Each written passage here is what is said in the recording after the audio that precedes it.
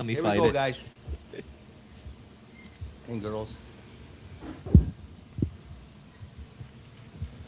Good morning, Tampa Bay, and welcome to the Tampa St. Pete Sports Connection radio and video show, providing a positive perspective from the Pee-wees to the preps to the pros on this March 14th, St. Patty's Day weekend, as we tip off March Madness week, as well as the World Baseball Classic continues.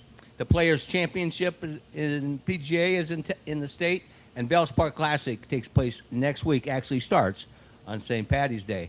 We're at Ferg Sports Bar and Grill in our Ice Pick Vodka Body Armor Studios across from Tropicana Field in downtown St. Petersburg, Florida. And that, of course, is America's #1 sports bar as rated by USA Today in October. And you can pick us up on radiostpete.com, 96.7 FM, and Florida Sports Streams, and, of course, on YouTube, Facebook, TikTok, and Instagram. I'm Mike Rickard, alongside Ray Kennedy, Baseball Ben Botham, back in the house. Joe Geiger, he's on the Hall of Shame with our interns, and it's great to see him. He's gonna lobby, and you're gonna have to lobby hard on why your UCF Knights should be in the big dance. I agree. I mean, you're gonna have to do a lot of lobbying. We got a great show as usual. Alex Reba is still in Puerto Rico. We had him last week from Puerto Rico. He's there again. He flies back to the States tomorrow, and then he'll be hitting the entire country for March Madness, different sites. Can stay right here in Tampa for rounds 1 and 2. And you're going to get over there as well, Joe? I'm hoping. I'm hoping the Knights get that 10 seed in Tampa. So we'll see. That would be a great. That would be ideal. If Florida loses out on a 1 seed, they could get a 2 seed, and they would obviously be the host team for Tampa, and they'd probably put us in that bracket as the 7-10 game with them playing as the 2. That would be a great place for them too, right here in Tampa. That'd be ideal. Yeah. Well, Florida's not getting beat though, unfortunately. Yeah, no, they're one of that team is gelling at the right time. I guarantee you. When we're talking basketball, we'll just kind of give you the cliff notes, buddy. Oh, thank you. But you are going to get a bracket this year. Yeah, they're doing the slam dunks and stuff this time of the year, so that's good, you know. All right, we're gonna. Well, Bennett, it's speculation. We're going to talk to Alex Saturday. Reba. Oh, We're okay. going to talk to Wyatt Ross, Christian Champ Sharp. He's our prognosticator and handicapper each and every week on the Tee Florida on Thursdays from 6 to 8 down at Sea Dogs, and he is going to talk a little Valspar next week, and he's going to break down the Players, which is arguably the fifth major that they talk about quite often. And we'll talk to him. And then in the second hour, Primetime Preps, Body Armor Coca-Cola. This will be unique. Tampa Prep rowing team. And I know you know a hell of a lot about rowing. Row your boat. I mean, who doesn't? Gently down the stream. But we got Brad Richardson to take care of that. And then the Clearwater Central Catholic Marauders baseball team will join us. And I'm turning that interview over to you, Baseball Ben Botham. How was everybody's week? Good. Yeah. Awesome.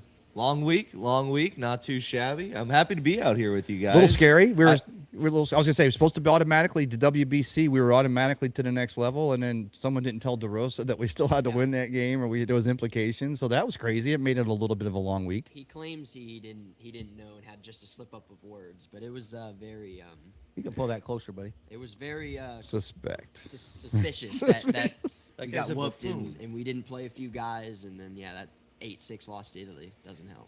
Well, a lot of the media, a lot of the talking heads just hammered him. But Italy then turns around and wins the next game 8-0. I mean, they're the real deal. Yeah, it's wild. I mean, they're full of American players that didn't make the American team, but Basketino. but I mean, it's all right. They're good. It's good for the sport. It's a good to flex. grow. Is it a Joe, I was saying, because remember when they used to have in the WBC the teams, they had the Cubs, or you had the Rays, they had little logos. You 'cause told they me were, that this week. I thought that was a great idea. I can't believe well, they they used to discontinued do it, but this year they don't. But to me, it feels like a flex. Baseball's like, look, all of our players are on the international teams, but yet we're still bringing we're bringing baseball to the international, world, which I think is a flex. Yeah, I mean, that's what the WBC is all about. So Well, last night, of course, they took on Canada, and it was a closer game than people anticipated. We have a young Canadian on our team, but we're not going. Oh, she's American today. Ah, see. But I'm not going to go off about the fact that the old good US of A. that we own them even Yeah. in their sport and in Hockey, ours. hockey, baseball. Wait, did we finish ahead of them in curling I at was the just going to Olympics? say, we got to check that out. Because if that's the case, Melina, you're not even going to get to go home. You got to stay here. You got to stay American. World Cup, we'll have them. We'll own them in World Cup. Anything else, Joe, that we'll own them in? Just everything else. Highlight. Anyway, yeah, we better own them in highlight. But I was talking about the WBC and the Flex. I mean, America's only won this tournament once, which is, again, and now look, tell me, Joe, how are we gonna keep this Dominican Republic team from scoring tomorrow night? That's the question of the week. Paul Skeens. There you go. Is the only answer to that question. How many pitches does he have left on his pitch count? I think 95 up to the semifinal. Okay. If they push him to that, which spring training managers won't like, but I'm sure Paul Skeens will do it. He loves playing for the USA. So. He's a dog. He's Yeah. a gamer. Exactly. So if I like our chances with him on the mound, even against that stacked DR lineup. Well, they asked Aaron Judge yesterday, what he thought, and he said, "We got Skeens." Yeah. Which is critical because we got plenty of bats, but not as many arms as we anticipate. And this is a way off topic. Hey, we're still good. America still stands strong. That was Melina. Did you see her? She came by. She Yeah, I know just she kind of did. She's tipped got a it. string. Little She got a little Canadian- string. Pulls Whoop. it out from under. See there? Canadian terrorist just took down my Terrorist. took down my flag. Anyway, when you take a look at the American team, and we could have a roundtable, especially maybe before opening day on this topic. When you look at the American team and you wonder, and I don't mean this from a racial perspective, but we're primarily all Caucasian, but it's a statement that stud athletes, Black Americans, kids aren't playing baseball like they used to at all, are they, Ben? No, I mean, a lot of the kind of South Side schools, a lot of them are having troubles kind of getting people on the teams, and we're seeing that across Pinellas County. His alma mater. Yeah, what happened there? What'd that do to you when you heard that, though? No Not that you longer didn't know having it was a team. coming. I mean, it sucks. Obviously, I love playing at Bogosiega, and to hear that they're not even gonna have a baseball team is, it hurts you a little bit on the inside. And Here, we'll drop everything at UCF. You and I, we head down there, we coach up the team, well, we that's find not the all the problem. kids. They had the coaches. They just have no kids. Oh, what? I think we could persuade He's some people. He knows how to generate $100K in fundraising. Hey, I got 50 kids to show up for bowling. You think that with the two of us combined, we can't get some kids to show up for baseball? Although you had there was a keg with a bunch of red Solo cups. Let's be honest, how you got those kids to that bowling, man. And a free pack of Marlboros for everybody that signed up. Those are just for you and I, Mike. Well, Mike, I think we're not sharing those. I think you missed an important point here. Now, Team Ireland, the Irish national baseball team, they're not even in this tournament. And I think one of the most egregious things going on here is, the finals are on Tuesday night. Of course, Tuesday's March 17th. March 17th happens to be St. Patrick's Day. And I'm thinking they didn't want a bunch of Irishmen running around in Miami on St. Patrick's Day with bats in their hands. And that's the reason why Ireland wasn't allowed to be in this tournament, Joe. There you go. Either that or just they're not good at baseball. They don't have the numbers. No, they don't. You just know ball. I can't believe the DR has only won once, and that was in 2013 with the studs they have, the athletes they have. Well, last tournament they got bounced in pool play. Mm-hmm. So they're on a mission this year. And the thing is, who's going to beat Japan? They're absolutely they're loaded. Yeah, and we'll see that tomorrow night. What is it? 8 o'clock first pitch. 8 o'clock. Be right out back here at the world famous Fergs out in the backyard. We're going to watch Selection Sunday, coming off the heels of all the tournaments finishing up. Of course, the Bulls participating there in Birmingham in the AAC tournament. And let me ask you this while we're talking. I know we're talking baseball. And remember, he has switched from he was FSU, then USF, now he's UCF. He's in the portal. He keeps He's moving, in a portal. You're in the broadcasting portal, Joe. Moving around, and he's got an NIL deals now because he's got his own radio gig up there. Yeah. Oh, well, hold on a minute. I didn't know about this. Is there a way the USF Bulls, if they don't win the AAC tomorrow, they get close, they win today, they don't win tomorrow, is they get in at large, or is that just not going to happen? Nah, you got to win. They're not good enough in the American to not win and get in. The only team that has a chance at that's in a mid-major is Miami of Ohio, only because they're undefeated, and even they're on the bubble. But for South Florida... And it's a sympathy pick at this point, too. South Florida, their resume is not strong enough to get in at-large or to even be thought of as an at-large, so they're going to have to win the AAC in order to get in. Well, let's talk about your UCF Knights, of course. They're in that this grinder of a Big 12, which I've been watching closely for many years. I've been to Kansas City probably 9 times for the Big 8. That's how old I am. Big 8 and then the Big 12. It's an incredible tournament, with the exception of the buffoons that decided to go with a new high-tech court. Yeah. There's going to be some injury lawsuits if they continue to play on that. That's like playing on glass. Oh, really? Yeah, High-tech Oh, my God. they had the glass LED floor with the, That sounds Listen to pretty him cool. with his Ricky Rise Up It shirt. was- Oh, basketball. I mean, They that already- sounds pretty cool. They already cut Cool. it. They Everybody's falling on their ass. It was horrible. Well, they Is don't it have really? to- Are they slipping? They A lot? already cut it off. Yeah. They already changed the court. changed back to it. Hollywood for What are the they Sunday. being The commissioner was getting so much pressure that they changed it and put the wood underneath it again, because there was we're talking a continuum. I was Yeah. texting back and forth with Alex Reeb, and he goes, "Isn't this floor awful?" I said, "It is." They should just horrible. spoke to John Travolta, get some lessons from like Saturday Night Fever, learn how to dance on that. Staying alive and with the lights and Are everything. you sure you haven't had a vodka martini? I'm ready for. Look at me, Mike. Ricky, I'm rise ready. up. Rise It up. ain't a Let's go. martini my boy said this morning. I'm ready. But you talk about the basketball courts, because I didn't realize it until we stepped on the courts there at Northside Christian for the Sun Bash tournament this year. I hadn't been on an actually well cared for basketball court in a long time. That's because you went to. Dixie Hogs. Dixie Don't make a Hogs. joke now. At least we have a baseball. I'm sorry, that wasn't right. Too soon. I'm sorry. But I didn't realize how sticky the wood is made, so that you're. And it made the transition to plexiglass. What It the seemed hell like- was that? That was my impersonation of a sneaker going. My God, these guys got.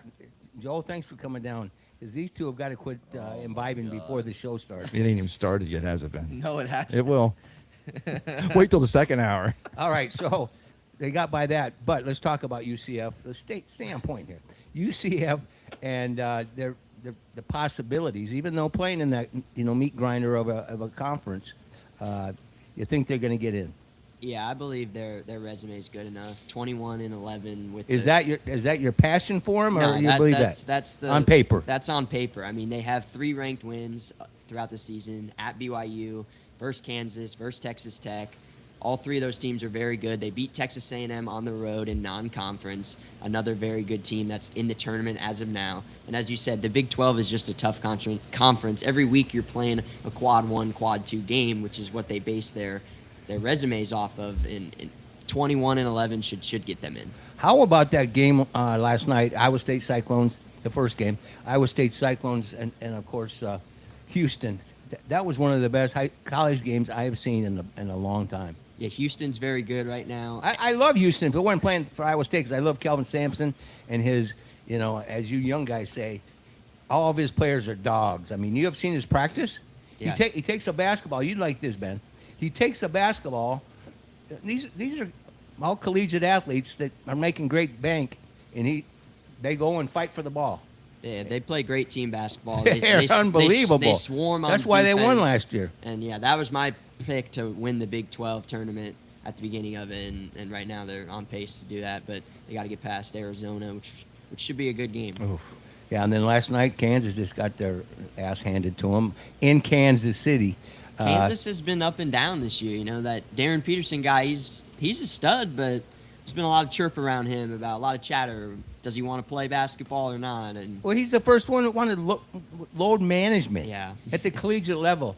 Hey, I don't want to play because I've got a chance to play in the NBA. Guess what? Get your ass off my team. yeah, I think it's really been causing stress on Kansas, on, overall team morale, because they're Precisely. a really good team, but they've shown signs of weakness throughout the year, and they very well have the talent to be a 1-2 seed, but right now they're going to be probably a 3 or 4. And Bill Self, I've met him several times down in Lawrence, and my boys went to his camps. Great guy, great leader, and I thought he had more of a backbone than that. I can't believe he went along with the load management, even though they said that's not what it was. Yeah, I don't know if it was really a Bill Self thing or if just.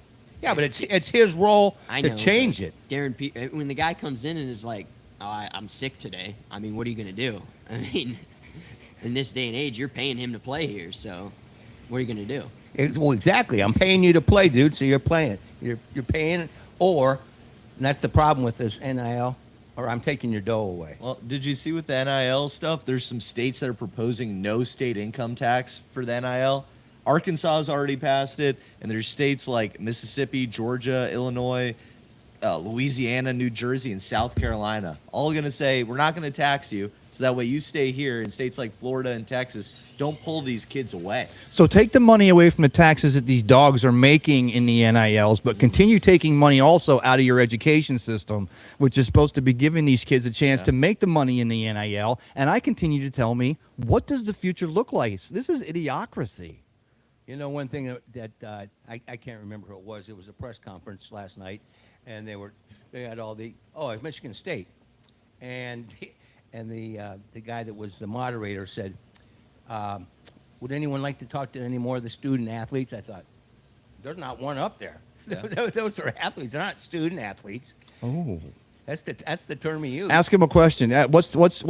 Take pi out. How about using the term players to be accurate? Take pi out to the thousandth, since today's Pi Day, right? Take it out to not the tens, the hundreds, the thousands, but the 10,000th, and you'd see every student athlete in that gymnasium go. And right now, Joe's going, don't ask me if it's 3.1416. I'm not going to do that, I was Joe. going to ask you what's your pie at Village Inn if it's Pi Day. It's lemon meringue pie. You don't want to lose our audience right away? Okay, so we got Pie Day. Who does love pie?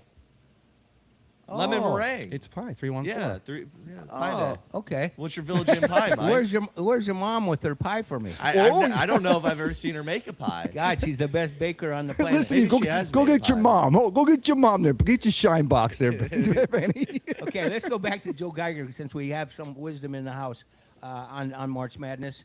As you look at, if you're filling out your bracket today, break out. You know, we know the number one seeds for the most part. That would be Arizona, Duke, Florida, and then Michigan. Yeah. Who do you like hoisting the trophy? Well, like in January, I was on the Iowa State train, actually, the Cyclones. Attaboy. And they've looked really good since, so I have no reason to not stick with them. Duke is obviously very good with the Michigan's Boozer twins. Michigan is tough, man. Michigan is obviously very good. I think the top is much better this year than in years past. Obviously, last year we had 4 1 seeds make the Final Four for the first time in a while. I don't think that happens this year just because, March Madness won't let that happen again. So there's going to be some vulnerable teams up at the top this year, and we'll see what happens. Well, like you said, I think there's a lot of parity this year, and you see it. Last night is an example. Michigan State beat UCLA by 30 just less than 2 weeks ago. And UCLA knocked off Michigan State last night. Yeah, I mean, everybody's by 30. Everyone's vulnerable this time of year. You're going to get everybody's best basketball. Every team's fighting for their lives, especially a UCLA team that's on the bubble. So it's now or never for those type of teams. Well, there was a lot of drama that game, Michigan State and UCLA, the first game as well. I don't remember. Was there a fight or something? Did you see that? I didn't see that. No. Anyway, so they were very concerned about tension. Florida Gators. I mean, they looked it's tough, unfortunate, man. but yeah, they look like the best team in the country right now. They've won like 18 of their last 19 games, and they've done it all in blowout fashion. Ranked wins against Arkansas, Kentucky.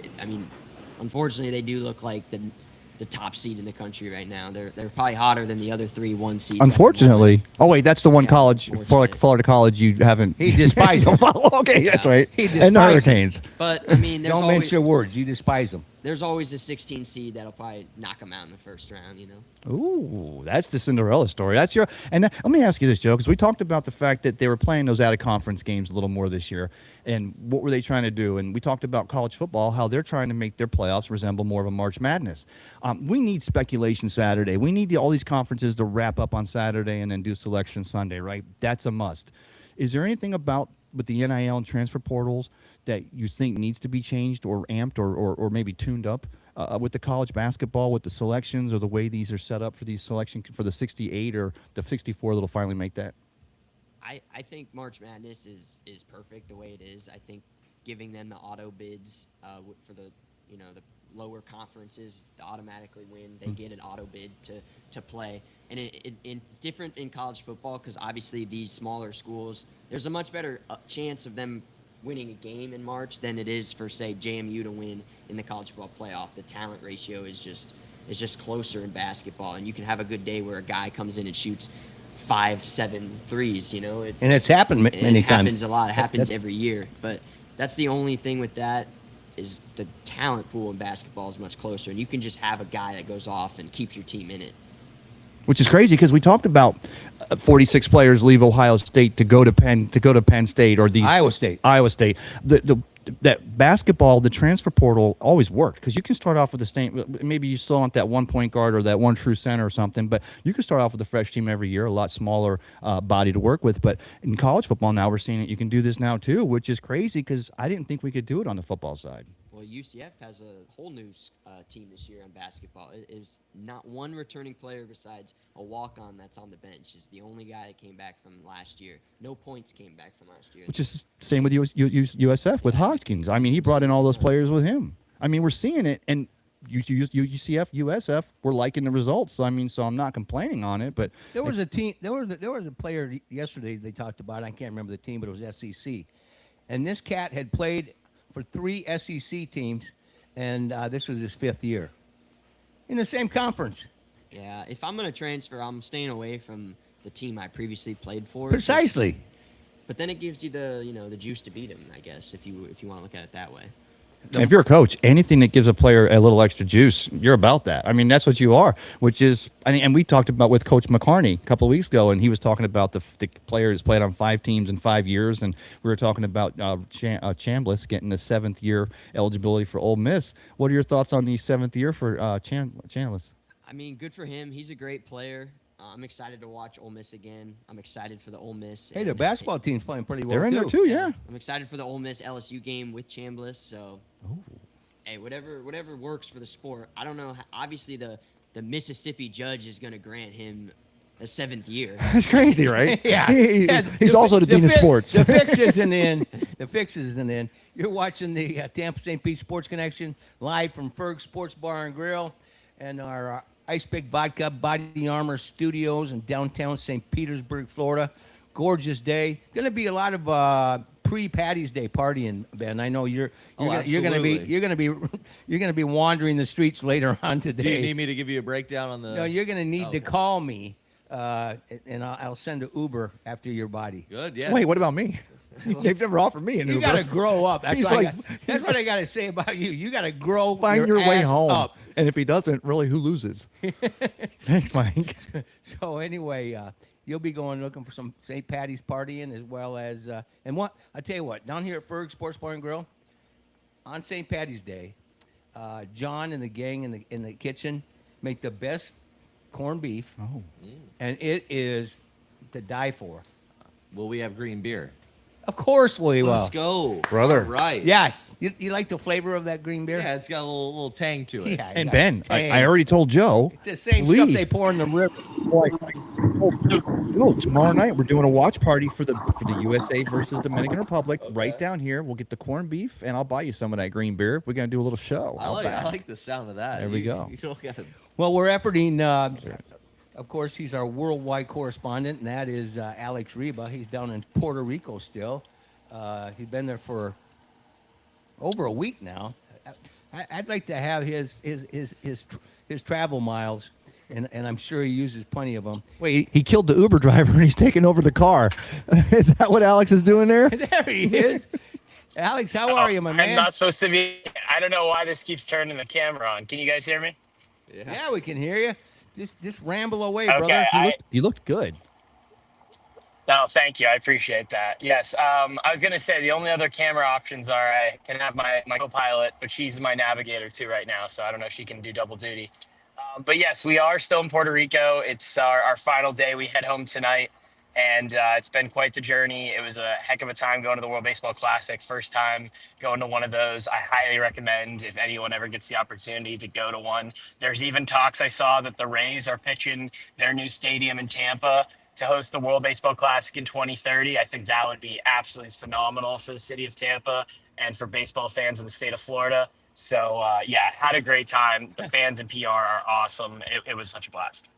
Alex, you just pissed off our entire panel. They're all St. Pete guys. at least me.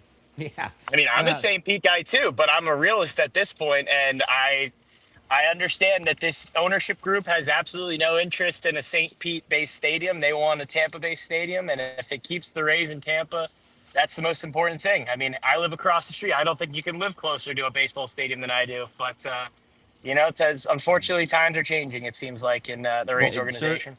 It certainly didn't keep Mike Evans around keeping a stadium in Tampa, because he seemed to think that this was a pretty piss poor area to have sports.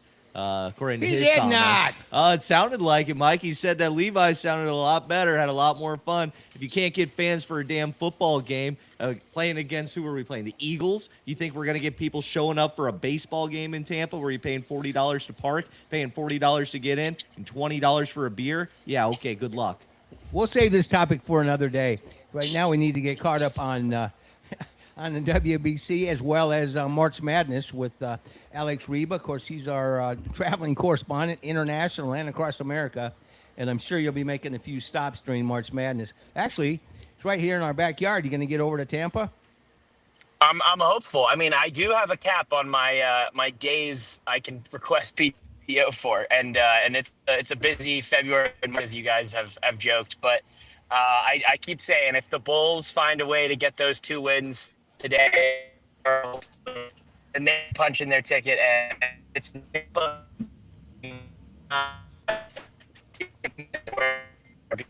able to sport actually make the field of 68, so that would be pretty exciting. I saw Penn State a couple years ago, but I wasn't able to attend the games, and I regret that for sure. So yeah, I'm very excited for March Madness. It's crazy. We have the WBC going right up against it. It's probably like the 2 favorite sporting events. I mean, as long as the World Cup's not in there, then my brain would be a little bit overloaded. But no, the WBC, I mean, I don't know what you guys think. I think this has been an ongoing conversation online that I'd be curious to hear what you guys say. But for me, I think the WBC has cemented itself as like the true equivalent in the baseball world to what the World Cup is, at least for the fans and the teams that give a crap. And for me, I don't think the U.S. team has done that, but I feel like everyone else, especially when you look at the DR, when you look at Venezuela, when you look at some of these countries that absolutely love baseball, they've shown out, and they've got, and their players have really cared. Whereas the U.S., I mean, has been mired in all of these different, like, Skubal doesn't want to pitch beyond 30 pitches. Guys don't necessarily want to even play for the team because they want to get ready for spring training. We have guys that aren't necessarily excited to be. They think it's the Olympics, like Bryce Harper, and it's not as big of a deal. And then we have a manager who may not even know whether or not the team is qualified for the knockout round. So where do you guys fall on these kinds of conversations? Yeah, I mean, I was able to go to Miami for some of the World Baseball Classic games, and as you said, the atmospheres have been unbelievable. The first game I went was Nicaragua, Netherlands, the first walk-off homer in WBC history, and then you followed one up with one in Puerto Rico, but they were electric. And then we saw Venezuelan fans, and they were electric, and then we topped it off with Dominican fans on Sunday afternoon, and they were unbelievable. But yeah, I understand your point with the American players. It does seem like they've kind of been sleepwalking throughout the tournament compared to everybody else who's, they hit a home run and they take 25 minutes to round the bases. I know it means well, that a I'm lot. Not sure about. It means a lot that's to a little some. Much. It means a lot to some of the American players, you can tell, but it definitely doesn't mean nearly as much as it has to these other countries like Venezuela, Dominican Republic. Didn't you think this team, though, guys, is a little more passionate now than the previous teams? Well, the Americans on the other teams are more passionate, but I'll go to this also, Alex, is when you have Mexico and USA playing in Houston, and you've got more Mexican fans there for Team Mexico than you did almost USA, and that, I think, goes to the point of making the World Cup distinction between the soccer and the baseball, is you're attaining that world level that you're bringing. You'll have an entire country traveling to another country to watch their team play in this. It's just, if it's that single elimination round loss, that's kind of a big ask. But well, look at the brand of baseball that a lot of the Hispanic teams are bringing. They're bringing energy, liveliness. All the fans are going crazy. And what is the brand of baseball Team USA is bringing? Oh, my pitch count. Yeah. Oh, I can't play. It's load management. I can't get out there. Prima donnas. It doesn't make sense. No wonder all these other countries are doing way better than we are. Look at the fun the Italians were having. Exactly. Of course, they were kicking our ass. Well, they were drinking a lot of espresso. Yeah. They're having espresso martinis. I completely agree. I just feel like this U.S. team has this like, oh, we're too cool to be in this tournament. Like it's on our home soil. Like we have spring training we need to deal with. We need to get back to what really matters. And I don't know. I look at the DR and these guys look like, I mean, Vladdy Guerrero. I've never seen that guy around the bases harder than I did last night. Did you Oh see my that? God! Last night. On, That's what- on a junior Camarero hit, yeah. Well, a junior Comanero graveyard digging hit. I don't know how he got to that ball. That was like 6 feet out of the zone, and he goes down and just rips it down the line. But yeah, Vladdy, I don't think I've ever seen a guy run faster than that. And he's Superman diving into home plate in a 0-0 game when his team's probably going to win 10-0 by mercy rule, which is what ended up doing. So it's like I can't help but just be sort of like disappointed by the level of commitment, the level of buy-in. And again, I'm not saying that's universal for the whole team. I know my guy Paul Skeens has been my favorite guy. We're going to get to see him go up against the DR tomorrow night. That is an absolute treat. But I am a little concerned about just the overall buy-in of the entire team, because it doesn't seem like the U.S. is treating this as important as other countries are. And I just kind of, I look at the U.S. Olympic hockey team and how much it meant to them to go out and beat Canada and win this massive event. And I get it. If you don't want to say the WBC is as prestigious as the Olympics, it doesn't have that same kind of level of history and magnitude. That's fine. But when I look at some of these true baseball countries that absolutely love baseball, and you would hope that the United States is one of them, it just doesn't seem like there's that same kind of buy-in, or at least there's a level of degree to it that's just kind of disappointed me. So that's just something I wanted to hear what you guys' thoughts were. Can I ask you real quick? Does the fact that it comes literally, because we rode that thing with the Rose Arena a couple of years back to the biggest and most fantastic offensive start in Tampa Bay Rays history, does the fact that all of this happens and run right up to the spring training, getting ready for the start of the season, is that a flex for baseball? And is that a great thing that they hit the ground running, or over the course of the season, the marathon, does it really not make that big of a difference, guys? I think that's an interesting question. I think one of the biggest challenges the tournament has had is the fact that it is in March, and you do have a lot of pitchers that are hesitant, like Scooble, like these guys, to pitch for their teams because they don't feel that their arms are ready, and they're going to be unable to manage the demands of a 162 game season if they're continuing to play in this tournament. So I do understand that the March scheduling does provide some issues. But on the other hand, I look at guys that are like Sandy Alcantara, who has dealt with Tommy John issues, who's playing for the DR and says, I'm going to pitch whenever the DR needs me to pitch, as long as and we have these insurance things, and that's really hampered Puerto Rico, and that's a separate issue that needs to be addressed. But ultimately, I feel like this WBC is such a great lead-in and on the back of one of the most watched World Series we've had in years between Toronto and the Dodgers, which has all these international stars with Yamamoto, and you bring in the Canada aspect of it, and Ohtani. Like that was such a great thing for the sport of baseball. I mean, obviously none of us are happy to see a rival from the AL East in the World Series that isn't the Rays, and see the Dodgers in it for a second year in a row. But I do think that baseball is in a much better place with the pitch clock. And then something like the WBC comes around, and it even invigorates fans even more, because it brings this sense of national pride that the World Cup and other sports give you. And I think just looking at how electric some of these stadiums have been, and being there in Puerto Rico and seeing it firsthand, it really has been something special. You're watching and listening to the Tampa St. Pete Sports Connection. We're live from Ferg's Sports Bar and Grill in downtown St. Petersburg, Florida, brought to you by OnePriceSwipes.com, your trusted payment processing solution. And, of course, Body Armor, Coca-Cola beverages, and Ice Pick vodka. And we're talking to Alex Reba in Puerto Rico. Today's your last day. You're going to get a little beach time in? No beach today. That was yesterday. We're headed back. So we went to the west coast of Puerto Rico. It's a little town called Rincon, which means corner in Spanish, and it really is the corner of the island. But it's a huge beach town, huge surf town. If you're a big surfer, it's a great place to come. Pretty remote. We couldn't find Ubers last night, so we couldn't get too crazy. But we had a nice little beach day. The weather's been phenomenal all the time. A little bit of rain. It's kind of that Florida mix. 4 o'clock rolls around, you get a little thunderstorm comes in, clears out by dinner time. But Puerto Rico, just a beautiful island. I highly recommend anyone who gets a chance to come down here. San Juan's great. People are super welcoming. And yeah, when you get a chance to go see some baseball, I know they had the Puerto Rico Open, a little golf down here recently too. Mike, it's a great island. Yep. 2 weeks ago. Hey, and the women are down there playing as well in the FIFA, I believe. And I think I told you. I know you're not a basketball guy, Ben, and you guys are all basketball. But my son was listening to the broadcast, and it was a female play-by-play, and her color analyst was from Puerto Rico. He sounded like Bad Bunny on Saturday Night Live or on Happy Gilmore 2. It was the worst broadcast I'd ever watched. Did you have any goal for every goal? It's crazy. Did you have any inkling to go to one of those games? I did see they were in town. It would have been cool, but I'd already asked poor Rachel to head up to 3 baseball games, so I wasn't going to push my luck with any other sporting events on this trip. Yeah, you didn't need to throw the WBA in there as well. No, I think it was 98 to 49. It was like a 50-point blowout, so yeah, I don't think we missed too much. Hey, Jake Paul's fighting over in Dominican Republic tonight. Can you guys swing by there before you make it back over here, Alex? Oh, that'd be great.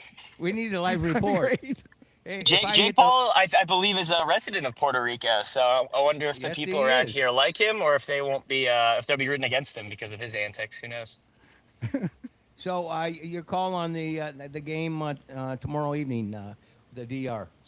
I mean, I'm not gonna go against Paul Skeens. He's my guy. He's my ace. But man, that DR lineup, just when you see them actually put the lineup card in front of you, and Geraldo Perdomo's in the 9 spot, and Agustin Ramirez or Austin Wells are going to put him like in the 8 spot, and then just so much talent throughout the lineup. I mean, Julio, I think, was in the 7 spot. Junior's in the middle there. Vladdy, like there is just Tatis, Machado. There's just so much power.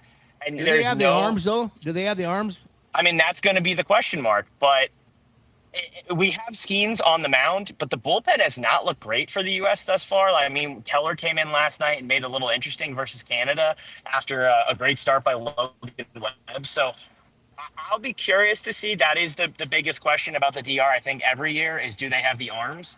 But I do think that they have a lot of talented guys in that bullpen, and they're going to throw everything they have, I think, at this game. I mean, you saw the chant fans after last night's game. We want the U.S., and they should. I mean, they have looked like the best team in the tournament without a doubt. I mean, we can't forget the U.S. kind of got their butts kicked by Italy for 6 innings before they woke up. But that could happen again if the bullpen isn't sound for the DR. Based off what I've seen, I feel like it's going to be a DR heavy crowd in Miami. So I'm very curious to see how that kind of is dispersed among the two. But we also have some good games tonight. I don't want to skip over those. Italy versus Puerto Rico. Puerto Rico lost a lot of their guys due to those insurance issues, but they still have a really talented team. Nolan Arenado is the heart of it. I know he's a little bit of a fake Puerto Rican, given the fact that he already represented the U.S. in previous installments of this tournament, and now he's representing Puerto Rico. But I think it's just fun seeing these guys. I mean, arguably, at the end of the day, you want to see the best players in this tournament, even if they're on other countries. I mean, if we want to just do the U.S. versus everybody, that's not as interesting. It's pretty much U.S., VR, Japan. But it's been fun to see teams like Italy with their shtick and with their guys representing their family's homeland. So I'm very Puerto Rico games. Japan and Venezuela, and those are 2 quality teams. And Japan obviously came in as the favorite, I think, by a lot of people, just as the defending champion. And I don't love how they separated the U.S. and Japan. I don't like how they did that with the bracket. I think that's a little tough to only be able to meet in the final, but I do think it's going to be a very fun day of baseball. And then, setting up for that semifinal tomorrow, which I think if I had to lean to someone, I would lean to the DR, just the way that they've been hitting the ball. Yeah, the Dominican Republic, I mean, they're undefeated, obviously, and I think 4 of their 5 games have been through mercy rule, and you stated some of the power. My question to him, though, was, do they have the arms, the DR? Yeah, that's always going to be the kicker in World Baseball Classic games is the bullpen, the battle of the bullpen. Once it inevitably gets there after Paul Skeens is done, I think the U.S. does have the advantage in that. And, hey, two Rays on Clevenger and Jax, let's go. So hopefully he trusts them enough to get in there. If DeRosa knows their names. Because he knows who's on the bench. When he was asked the monsters in the bullpen, he could only name 2, so that worried me a little bit. Wow. He has scared me, Ben. Have you seen his interviews? I mean, no, I missed out. He has scared me. I'm sure you feel the same way, Alex. Harry Carey after a game. Like, he's like kind of like, oh, yeah, right. He just acts so cavalier. Oh, wow. I mean, I just don't get And it. then Alex, you're dialed in on this. Did he not know the other night that he didn't realize that they needed to what they needed to do to lock up this passage, and then had to depend on Italy to beat Mexico? Well, you got to be you have to be a financial analyst like Well, Alex yeah. to figure it out anyway. Oh, Alex, what was the word down there in Puerto Rico? I mean, were people realizing that was a huge gaffe? I mean, so your guess is as good as mine, but from what interview clips I saw, it seems like he did not know what was going on. It seemed like he said we're going to get some playing time for some of our older guys like Paul Goldschmidt. Kershaw might get on the bump. He was just kind of like a blowout pitcher for the U.S. It did not look great for D-Row. And I love D-Row. I love watching MLB Central in the morning. I think they're one of the better league networks in terms of television programming. I'm not a huge NFL network guy, not a big NBA TV guy, any of those channels really. But I do watch a lot of MLB Network, and I do love D-Row. But he has not exactly been the best manager, it seems like, in terms of some of his decision making in this WBC, especially due to the fact that it did not seem like he knew that his team needed that win in order to guarantee themselves a spot in the quarterfinal, and also guarantee themselves a spot at winning the pool, which they were unable to do by losing to Italy. So definitely some concerns about that. Alex Reba, I know you got a busy day ahead of you. I appreciate you going through the process of hooking up with us, and tell your wing woman she's the best, and we look forward to seeing you down here at Ferg's. You going to be in town for St. Patty's Day? We get back, and there's no travel plans as of right now, but we're hoping to get some on the books soon. But we'd like to be in St. Pete for a little while too. Well, yeah, you if you want, hopefully you'll be able to get over to March Madness right here in Tampa. All right, that's the plan. He's Alex Reba. He's brought to you by our good friends at Ice Pick Vodka, Sea Dogs Brewery and Shipyard. Thanks, Alex. Have a great rest of your day in Puerto Rico, my man. I will get back safe, and most importantly, go Bulls today. Take down Charlotte, take down the winner of Wichita State tomorrow, lock up that American spot, bring home another Tampa Bay appearance this year. Yeah, we're all USF Bulls, and even Ben, who doesn't even know what a basketball looks like. That was the middle finger, round. Ben. It's round. Anyway, Orange. he does an amazing It's job. true. It's true. Can you imagine being I down know in ball. I know imagine ball. being down in Puerto Rico right now? Oh, I bet that was electric, that atmosphere. Are you going to Yeah. try to get, I think it was Alex that alerted us. You're going to try to get down to Miami. Those tickets are astronomical. Yeah, no. We went to the pool play games. They were much cheaper. You imagine, though, tomorrow Atmosphere was night? great too, though. USA was versus it sold out? The lower bowl was practically sold out for the DR and for the Venezuelan games. The upper bowl not as much, but obviously the Dominican Republic's game was packed. I was watching just the highlights on that DR team, and that's energizing. It excites you. That's baseball. That's emotion. They have so much more emotion than our team. Yeah, no, like I said, it feels like the U.S. has kind of been sleepwalking through this tournament. Like the Mexico game was their biggest game, and they jumped out to a 5-0 lead and then didn't score after that and kind of sleptwalked through that game as well.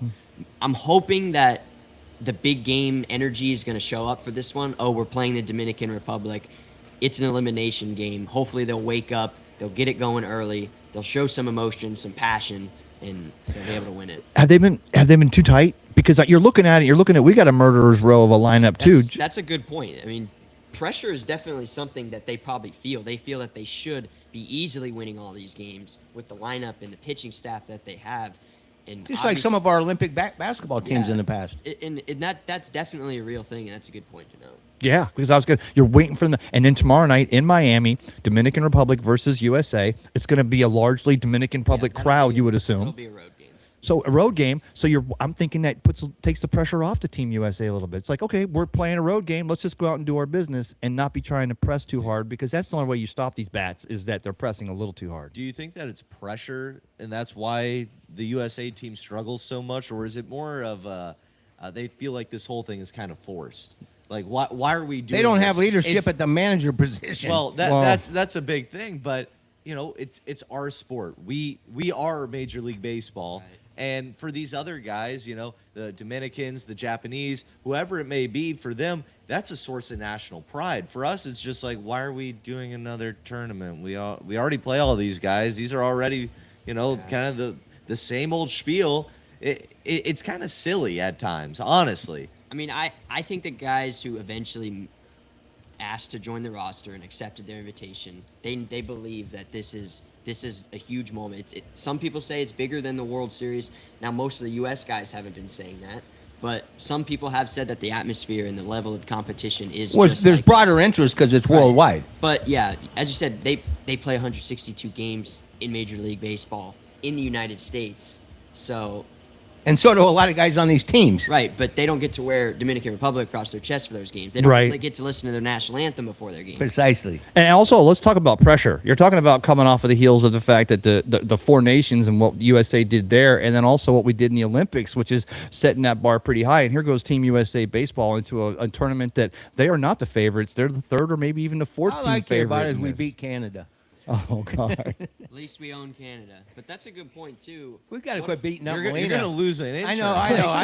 I can't lose her. I wonder if maybe She said she's American today. Want to move the WBC the next time they do it to, instead of in March in spring training, axe the All-Star game, shave out a few more weeks to do it like the NHL did with the Olympics and the four nations face. That's- You might get more, Scooball might be able to throw more than 30 pitches and play. Well, we're going to talk a little golf now, and then if you can hang around, I don't know if you got. I'm sure with your agenda, you're a busy man. Super busy. Yeah, man. you're Spring out, break. He's out fundraising for Boca Ciega baseball to return. Yeah, but I get all the money this time. There you go. Well, that's the reason why we can't have any Anyway, we're going to talk. boosters. We're going to talk to Kristen Champ Sharp, of course, from On the Tee, Florida, Bettor's Clubhouse. He's our prognosticator, handicapper. He carries me every Thursday from 6 to 8 on the Tee, Florida, and we're going to talk a little Players Championship. They had a little excitement there this morning. There was a shooting. Did you see that? There was a shooting outside the grounds, and they were going to delay. John Rager sent it from his Caribbean cruise. He'd gotten the notice that they were going to delay the public coming onto the grounds, but they got him in at 9 Was it o'clock. Scheffler again? Was he causing trouble again out there before the start of a day? Yeah, Scotty probably got. Well, the way he's playing right now, it's like he's in jail, isn't it? Isn't it, Champ?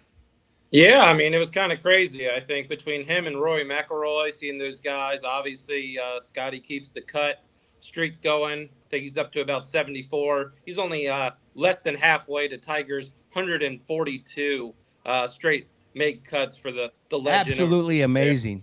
That's probably the best stat there. Obviously, 82 wins. They kind of mentioned it there of all the wins, but the 142 there's got to be up there. But yeah, I think but also probably shutting down the tournament is the only way to stop the big Swede, I call him there, Ludwig Oberg. I mean, just put on an absolute clinic yesterday, and even through 2 rounds, obviously hitting that stuffed it on 1, hits it to 10 feet for eagle on 2, birdies 3, birdies 4. I mean, 600 through 5 there. I mean, it's easy there. I couldn't find an easier way to shoot 63 out on that course yesterday. Obviously, the weather on Thursday kind of impacted the way that players came in with the huge rainstorm coming in there. Didn't know what was falling from the sky. It's been so long since we've seen rain. But seeing there, now they're just raining birdies. But the thing is, the weekend, when I'm looking ahead here, I think the course is going to start firming up. I think it's going to play tough. And it's really who can ball strike their ball around there. Avoid the big numbers that Sawgrass can do there. Just looking at the board, I mean, I'm loving the numbers right now. Ludwig Oberg, obviously, number 1. I have him at 20-1 pre-tournament right now in Hard Rock Bet, plus 140 there. Second in the odds right now, Xander Schauffele. This guy's got a dad bod. I don't know if you've seen him lately, but I don't know if it's the cake. I don't know if it's the regimen off stream. I don't know. I was kind of. You know what he's starting to look like? He's starting to look like his pops. That's what his Yeah, dad he's looks got. like. I think he took the protein shakes a little strong there. I guess I don't know. I think he's still trying to work out that regimen. So I'm curious. It's a player that I'm not sure about. Obviously, the body and working that out with the swing, trying to figure that out.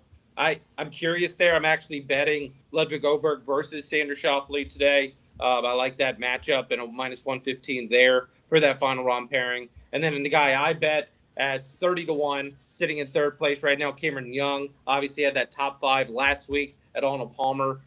Curious there is that he doesn't have really the greatest course history around TPC Sawgrass, but this week he is third in approach, third tee to green. Those guys 1, 2, 3 as well, tee to green. So I have him 30-1. And then a name that I did not expect to contend this week when he finished DFL last week at Arnold Palmer, that's one Justin Thomas. I mean, just to have I was happy. I like JT. No, 100%. It's just unexpected. But I guess the flat stick has kind of woken up. Top 5 in putting this week so far. 8 under par there, 4 shots behind. But here are a couple guys to kind of keep an eye on. A couple names you might not expect there, but see if they can get if they can get the flat stick striking rolling well. That's none other than the old Canadian Mr. Corey Connors right there, almost DFL. Canadian, don't say Canadian on this set. Oh, sorry. She's sorrowful today since the baseball team got beat. Oh, okay. But we do have that cat. We have value there. If you want to bet in there, that is something to look forward to. I like that. And also a guy who played very well at the Cognizant just a couple weeks back as well, Austin Smotherman. Obviously, we saw coming down the stretch there as well, but 66th in putting out of only 73 guys there. Obviously, DFL on the putting list is Mr. Daniel Berger. I'm not sure where he's at, but just a couple names there to kind of think about. Corey Connors, Austin Smotherman there. And also, if you're looking there coming down the stretch, it should be a great weekend. I still think that winning score probably gets you around 16 under par.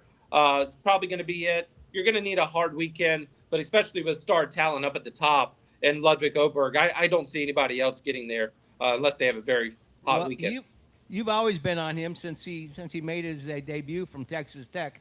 I know that for a fact. Let's switch gears just a little bit because this is the Tampa St. Pete Sports Connection, and I've got Hacks to my left and Hacks listening, and you're a pro, but of course, people love to watch this tournament just to see number 17, the hole 17, to see how many of these world's greatest go into that water. I saw a clip yesterday of Hacks going over. There was 115. Did you see this clip? 115 different guys. They all went over on one day, and 92 of them went in the water. What is that? Is it 117 yards? Yeah, I mean, it plays. I mean, I've actually played it before as well. I mean, it can range anywhere from about how many balls did you lose? It's a heck of a story, actually. I played it for the first time on my 18th birthday. My girlfriend at the time went to the went to the Marriott Spa right across the way. She did her thing. I did mine. You get a caddy. You do the whole thing. Obviously played terrible on the front. Back nine had it going, actually. Had four birdies on the back. Was feeling good about myself. Feeling good. First shot on the par 3, chunk it into the water. Second one, I hit over the green into the water. And the third one, I hit to the left of the water. And then after that, but yeah, it's a tough shot. It's definitely with the crowd. It's a mind deal. It's all a mind deal. Even the pros say that. And to back it up, I mean, I love that the playoffs there. I think we saw it with J.J. Spawn last year versus Roy McIlroy. Loving that action there. But also, we can't forget, on 18, that tee ball is one of the most diabolic tee shots I actually hit in the water there as well when I was playing, and I was able to make par there. But I think that closing stretch of 16, 17, and 18, that stretch alone can make eagles, hole-in-ones we've seen. We've seen pars from Freddie Couples after hitting it into the water. And obviously the stretch down 18 is tough as well. Great theater, just as the stadium course should be. All right, let's switch gears to next week, which is near and dear to everybody in this area.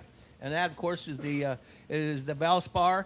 And they've got a great field. I think they've got 25 of the world's top 50 playing up here at Copperhead. And looking forward to that. You guys will be up there doing the coverage for me, and I'll be in the studio. But great event, great for the community. And, of course, we'll get Rondé Barber on Thursday, too. We'll have a conversation as we did with Terry West. Of course, she's the tournament director. But let's talk about that event as people start warming up for the Masters in April. Yeah, for sure. Obviously, I've attended the event multiple times. I will be there on site Thursday, and actually probably going to be there for the concert. If you don't know, there's a concert on Saturday with you can use your media pass for all days, There you buddy. go. So don't worry about it. Love it. Tyler Hubbard and I think it's Chase Rice out there. Great country guys there. But yeah, go on out, enjoy it. It's also one of the toughest courses out there as well. So what that leads to is playoffs, great events there, great fan interaction, Frenchies, hit up the pool, do it all, get all the signatures, all the fanfare there. I actually, part of my content each and every week is we figure out who's going to win. How do we get these bets of Ludwig Oberg and Cameron Young up there at the top there? So on Mondays, what you do is you go to the betterclubhouse.com, BETTOR, betterclubhouse.com, sign up for our newsletters on Monday morning, get that cup of joe, read about Innisbrook Resort. We do the last 6 years, the players, who we think is going to win, the stats, the numbers. From there on Tuesday, we'll give you a player deep dive. Oh, I'm thinking of Justin Thomas this week, Victor Hovland. Is he going to go back-to-back? We tell you the stats, the form, the history. Is it a good bet, bad bet? Where are we at there? Wednesday, we make our final bets, and then we can sit back, go onto the course, give them all our love so that we can get a nice ticket on Sunday. Ray's going to ask you a question, but I want to tell our audience out there, and I'm not just saying this because he's my friend, he's on my show, and baseball bets, you might want to pay attention. Whether you know a damn thing about golf, this cat will put money in your pocket. He's been doing it for 12 years now. I discovered him 2 years ago, sitting at the bar here in Fergs. I thought he was a dweeb over there going over his numbers, and I really did, and I thought, well, this guy's really into it. What's his deal? And we had a conversation, and he is the most knowledgeable guy we have. So give me some cash, and I'll give it to him. From a hack to a stud, I'm always trying to figure out the number. I'm a math statistician, but I also love the game and love all sports, so hit me with it.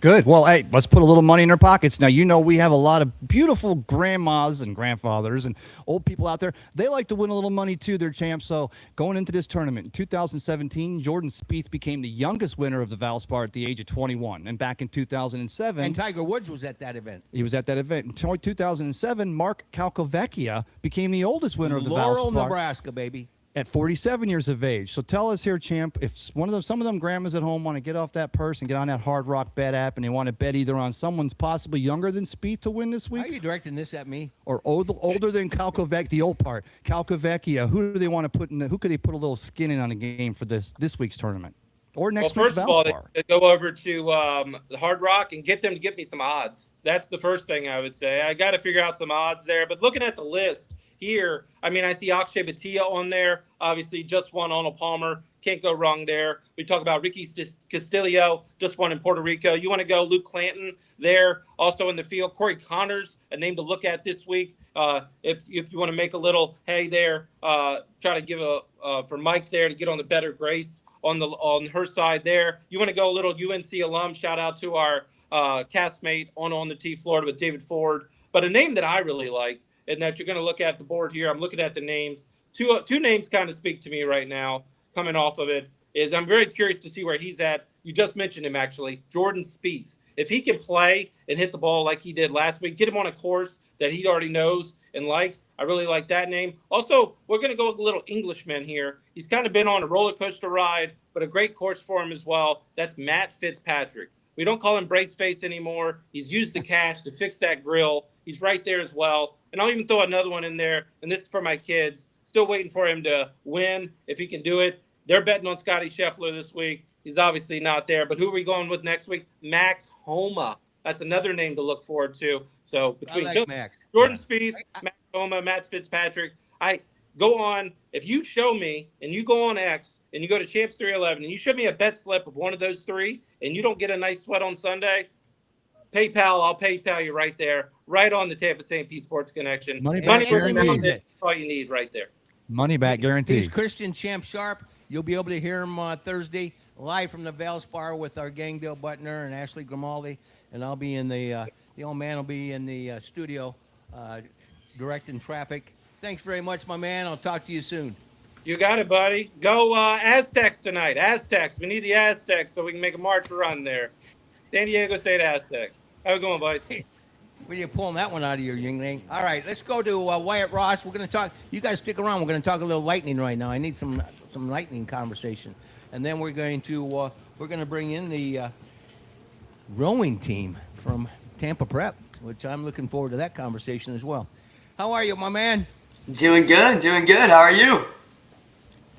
Not too shabby. We've had a nice conversation about baseball, and of course, we're talking March Madness. I don't know if you're a basketball guy. You're all hockey. Probably not a whole lot in the basketball arena, but it's a great time of year, that's for sure. I do really love college basketball. Not a big NBA guy, but I feel like I know enough where I could keep up with the conversation. Wyatt, we've got a lot going on. You know this, my friend. We got the WBC. We got the Olympics just ended. The Lightning came out.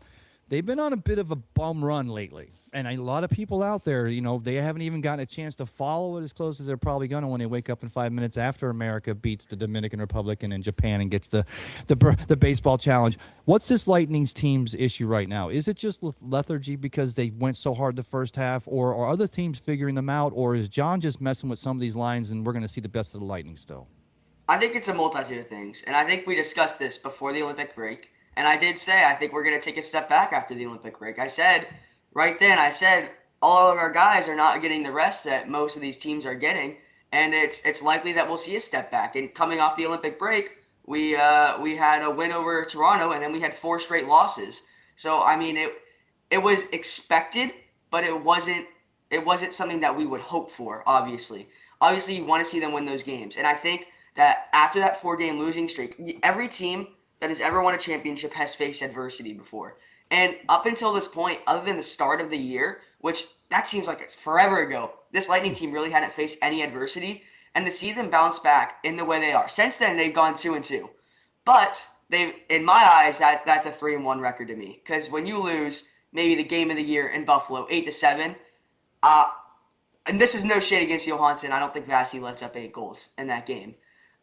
So, you know, to win at Toronto, then to get that huge win versus Detroit.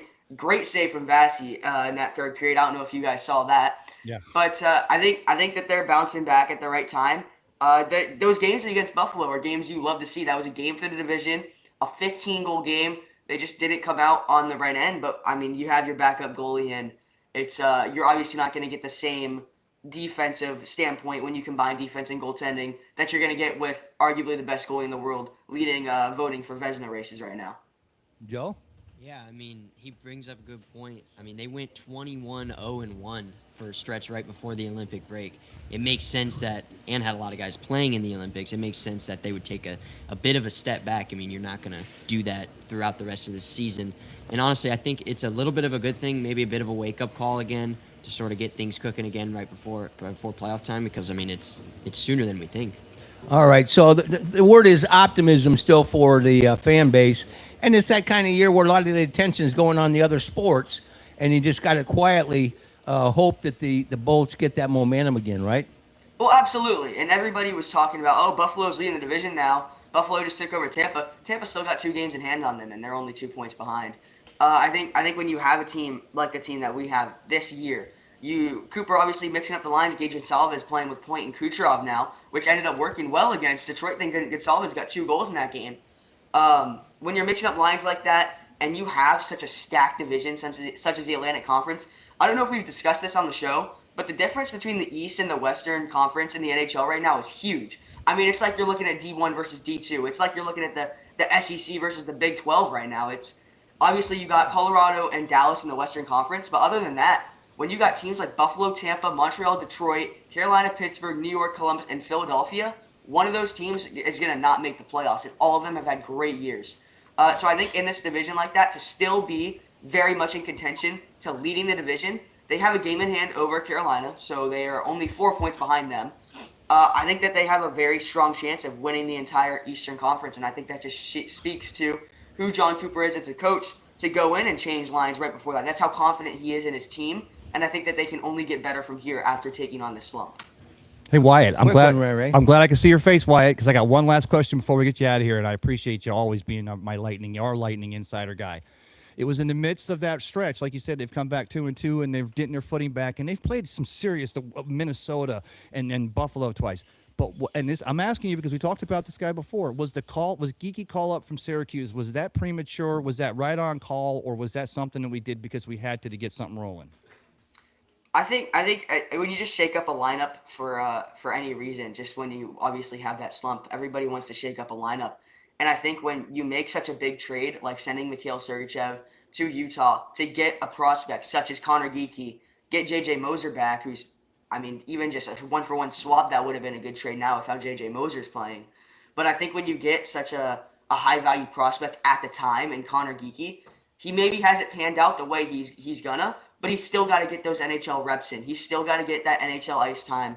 And I think like a lot of prospects come on a little bit later. So I think that it's not time to panic with Connor Geekie, but I think that calling him up is the right move in the middle of a slump. You want to shake up the lineup, so you not only get a shake up on the lineup, but you also get some more NHL experience for arguably at least 2 years ago your biggest name prospect other than Isaac Howard. Well, Wyatt, we certainly appreciate you taking time, as always, to keep us in tune on what's going on with the Bolts. I want to congratulate you, by the way, we didn't have you on last week, on your scholarship to Syracuse University, which is the Harvard of broadcasting, a full ride. And bravo, man. Your hard work since you were a young man has paid off, and we're very fortunate to have you in our mix. Yes, sir. Thank you very much. I appreciate it. All right, that's Wyatt Ross, of course, and now we're going to flip the switch. Holy moly, we got a team of rowers here. This is our second hour, of course. You're listening to the Tampa St. Pete Sports Connection Radio Network, live from Ferg Sports Bar and Grill, across from Tropicana Field.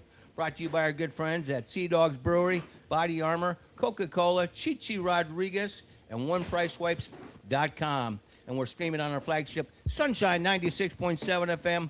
RadioStPete.com, Florida Sports Streams, video streaming on YouTube, Facebook, Instagram, and TikTok. Be sure to check us out. Give us a like as we just started expanding our footprint, bringing you a positive perspective and entertain with sports across Tampa St. Pete. The team down here works hard, and now he's got a heck of a challenge on his hands, and that is, of course, Brad Richardson, our director of sports. Tampa Prep brought half the school over to visit us today, and we certainly appreciate you. We've had your basketball team on, and that was a great conversation. And now you're going to inform our audience. I've seen a lot of rowing. I lived on the Gulf, and I always thought, man. And I saw old people like me. I thought, damn, they're in good shape. Wonder why. Yeah. If you're a rower, you are in superb shape, and we appreciate you coming down. Absolutely. Hey, Mike, real quick, though, they're called a crew. Crew. A crew. Well, hey, this is like when I got introduced to soccer. Melina can attest to that. I had to get soccer for dummies. I need a double soccer for crewing. Yeah, absolutely. Absolutely. All right. You're the one that typed up rowing for me. Hey, well, I wasn't wrong. I wasn't wrong when I sent that to you. So. Okay, all right. All right, joining Let's us. have some fun. All right, yeah. Joining us here from the Coca-Cola Body Armor Studios here at Ferg Sports Bar and Grill. Please welcome the Tampa Prep rowing team. Good morning, guys. Well, actually, it's afternoon now. Good morning. So thank you guys for being down here today. They deserve some applause because so many of them came. Go ahead. Right now. Right now, you're good.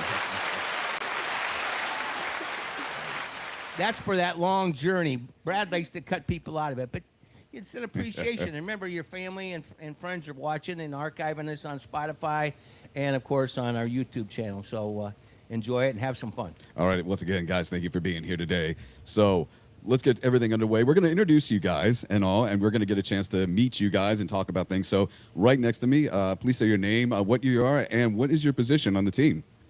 Hi, yes. My name is Ellie. I'm in 12th grade, and I am a rower, and I row in 2-seat as a starboard rower. Ellie, what's your last name? Maybe your family might want you to recognize them. My last name is Callahan, so Ellie Callahan. There you go. I'm Alyssa Black Diamond. I'm a junior, and I'm a coxswain on our rowing team. Hello, my name is Jay Yost. I row 4th seat in the men's C4, and I have nothing else to say. Should I write all this down for my notes? Well, they're all going to explain it too. So. Yeah. Hey, so I'm Noah Smith. I'm a sophomore, and I currently row port and 2-seat. You all could use that other mic too. You got a microphone right in front of you, my man. Yeah, go ahead, buddy. My name's Garrett Julik. I'm a senior on the team, and I typically I used to cox our women's varsity 4, but now I do our men's varsity 4. Hi, my name is Olivia Messer, and I row two-seat port, and I'm a sophomore. Hi, my name is Kaden Ebright, and I row stroke seat on the junior 4 and stroke seat on the junior double, and I'm a junior. And the last guy in the back right over there. But not least. Oh, yeah. Hi, everyone. Chris Van Dyke, and I'm the coach, and I teach at Tampa Prep as well. So. All right. Well, hey, guys, you're on spring break, and we, of course, appreciate you guys for being down here. So let's get things underway. I want to give a little bit of background that Coach was able to provide me, and you guys can chime in, too. So what's interesting is that, Mike, in the Tampa Bay area, there are only 6 rowing teams. I mean, this is some of them. Academy of the Holy Names, Berkeley Prep, Hillsborough, Plant, Tampa Catholic, and, of course, you guys. So what's interesting is, and elaborate on this, your team alone has won 5 state championships in 2 years since this guy over here has been your head coach. Bravo. What is it like to be on that kind of a winning team? You know, that's something you got to walk around with. Tampa Prep has a lot of great teams, but you guys, I tell you what, here in 5 state championships, that's impressive. Yeah, I've been really lucky to be in 2 of the boats that won the state championships. So 3. And 3. It's been really amazing, and the team is so supportive because it's rowing. Like, only one boat wins, and that boat's name is like the one on the banner, but the whole team comes together and everybody is super supportive, and our team's just amazing at working together to get those championships. Now, you know, we talked before you guys came in, and rowing is one of the fastest growing sports according to Coach, but you also row year round. You guys don't do any other sports at Tampa Prep. It's year round. I got to know, what got you all into this sport? It is unique, and I'll be honest, I think it's overlooked. So tell me, how did you guys get into it? When did it start? So how I got into rowing is my brother, who graduated last year. He did rowing all 4 years, and he told me after I got injured in my old sport that I should try it. So I did a summer camp in 7th grade, and I liked it. And then I joined last year, and it was the best choice I ever made. And your brother, by the way, what's his name? Cole Messer. And he's going where? He rows D2 at Rollins. Awesome. So, all right, who else? What made you guys get involved in it? Yeah, so when I was in 8th grade, I had just quit. I did dance for 10 years, and I had quit dance. And my cousin did rowing, and she lives in New York, and she rows for a team, and she's amazing. But she was like, you should join it. And I had switched schools, so I used to go to a public school, and then I switched to Tampa Prep, and I found they had a rowing team, and I was like, I'm going to try it. And like Olivia said, it was a very good choice. I'm very happy that I made it, and it has taught me so much. So, yeah. Absolutely. For me, mine was kind of different. I didn't really know much about it. I came from middle school up north. I came to Tampa Prep. I got in. I saw rowing on like the webpage. Like, what is this? I want to try it. Came to the first week. Loved the team culture, and then just pretty much got hooked since then, since freshman year. So, what about you guys back there? We're not going to forget about you. Come on, what got you involved? So first, my mother decided to. I was trying to try out different sports, and I never really loved any of my sports before I got into rowing. And similar to Garrett over here, I got in the first week, loved the overall energy of my team. You just meet the best people, and I've loved it ever since.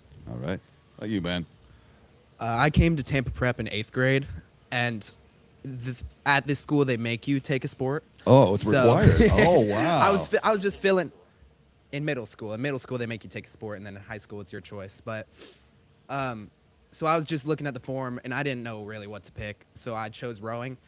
And when I got there, that's how you selected it. Yeah, pretty much. Attaboy. Closed your eyes and just went. There's my sport. Easy. I mean, check mark. Yeah, pretty much.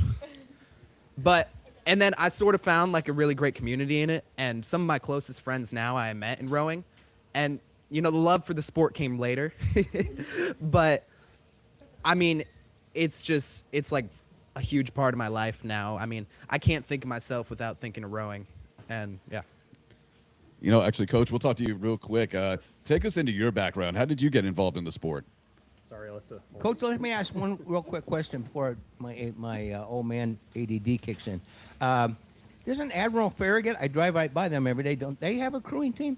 Admiral Farragut? I think they used to. I don't know if they still do. We're not. We don't compete against them for sure. Because they're right on the water, and they've got a lot of boats, and I drive by there. And I just assumed they had one, but They have thanks. a sailing team, but not a crew team. Thanks for the. Yeah. You're useful. We're gonna keep you around. You're gonna be our crew advisor. Well, we're going to talk to these guys in just a few minutes because they got a very big role. But go back to you real quick. Oh yeah, so I got into rowing my freshman year of high school, so kind of similar to a lot of these guys. I was not very good at the ball sports. I tried football my 8th grade year. That did not work out. I was defensive end, and I think I had 1.5 sacks on the entire season. So You were a defensive end? I was, yeah. No offense. I mean, well, yeah, you're that was just part not of the large problem. in stature. You probably got that was the problem. pushed one of around them. a tad. The other one is I just didn't like running into people, and so my mom, credit to my mom, she's like, you should try rowing out. So I tried rowing, and it was really hook, line, and sinker for me. Once I started, I like Noah was saying, you get kind of sucked up into it. It's a culture, it's a team, it's a family.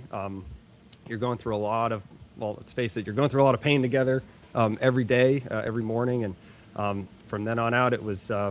That was it. And so I rode all through high school into college at Dartmouth. I rode for the D150s, lightweight. And then fast forward another 15 years, and here I am. So You're a Dartmouth guy? Yep. Be careful of the questions. He'd blow us away. Is that I don't cute? know about that. Anyway, okay, so you guys, Coach actually touched on something. I was reading up a few things, and he kind of filled me in some stuff. He said that you are the only team that does morning workouts. And Mike, they do these workouts, and they're on the river before the sun even comes up. That's why they're champions. Exactly. Guys, I got to know, what is it like to have practice What on river? I want to know what it's like to try practicing in the morning on the river when there's very little lights out.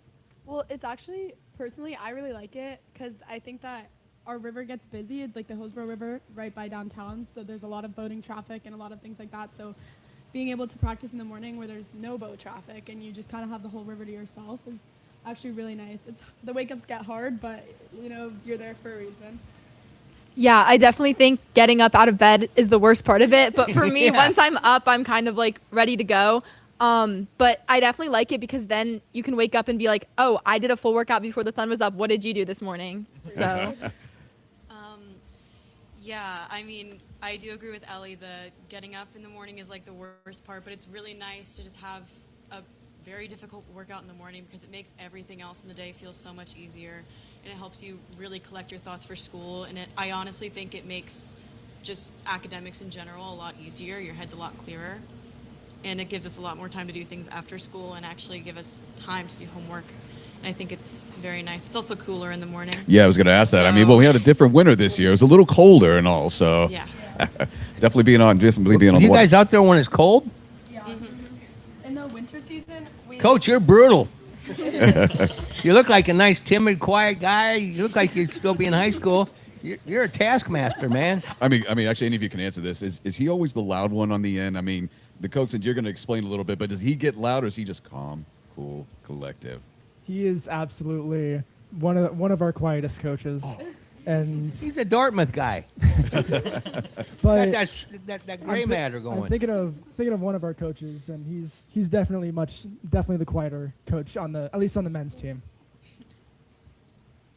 All right, so the reason I put you two in the center is you are what is referred to as the coxswain. Mike, these are the guys who are on the end of the boat. They're the ones that basically are keeping the tempo when they are in the water.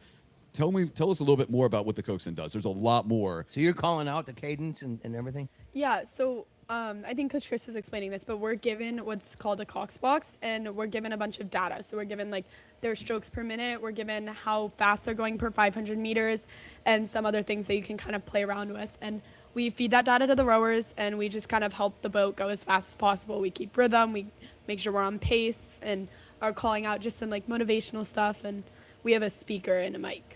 So what do you guys say in terms of motivational stuff? You just talked about. What do you guys say exactly? You can't say that on the air, buddy. I know, but come on. It's top secret, Oh, it's top secret. Oh, trade secrets. Okay. And how fast are you guys going?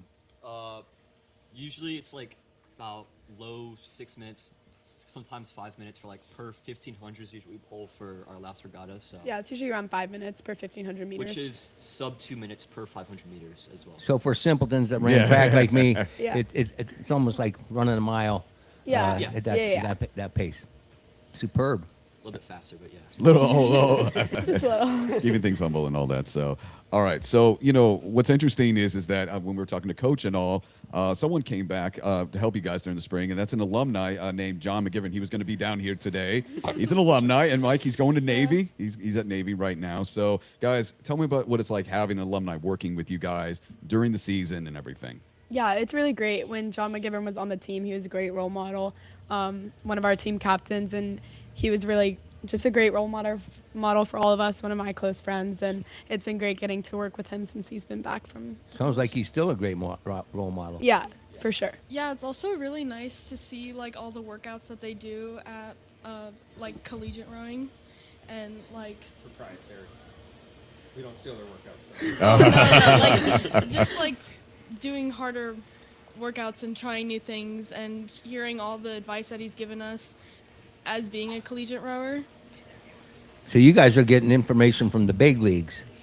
Yeah, a little bit. And that's cool. And it's interesting. You talk about Dartmouth, you talk about Navy, and of course, your brother's gonna be going to Rollins. Okay, there's a lot of opportunities for rowing in college and everything. So,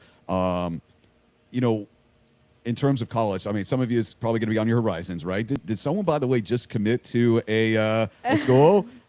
Yeah, I did just commit to Brown University for rowing. Congratulations. Bravo, young lady. Thank you. Bravo. So what was? Hey, should we give her the applause? Of course. Go ahead, Mike, for sure. So what was? Tell me about your decision to go to Brown. Yeah, so the recruiting process is it's similar to other sports. It's a little bit difficult, and as a coxswain, most teams only take one. So it's a little bit kind of a hard process, but I got through it, and it's been great getting to meet teams and meet coaches and girls, and women's rowing in college has become such a big thing because of Title IX, and it's been really great getting to watch the sport itself grow. So getting to be a part of that is really exciting for me. Absolutely. You get to watch it in the Olympics again in 2028. Yeah, so definitely. that's going to be awesome. So, yeah, Mike, a lot of sports are coming to 2028 with LA. I'm very concerned if we continue these conversations. These are all Ivy League IQs, and we're about running out of our brain matter over here. One of the things I always talk to any team is about team camaraderie. Some, of course, have a brotherhood, but now you can't really say brotherhood, sisterhood. It's just a team brotherhood. Tell me, during the season, when does everything come together when you guys, say, hey, our family's good, we're doing great? I mean, we're already seeing success. When do you guys usually see that? Yeah, well, spring season starts kind of around late February, March, where we are right now, and it's been great. We've had our first race a couple weeks ago, and most recently we had one at Bypass Canal where we did really well. And just as a team, it's nice being able to race teams in our area, kind of a preview for what our big competitions like states are going to look like and things like that.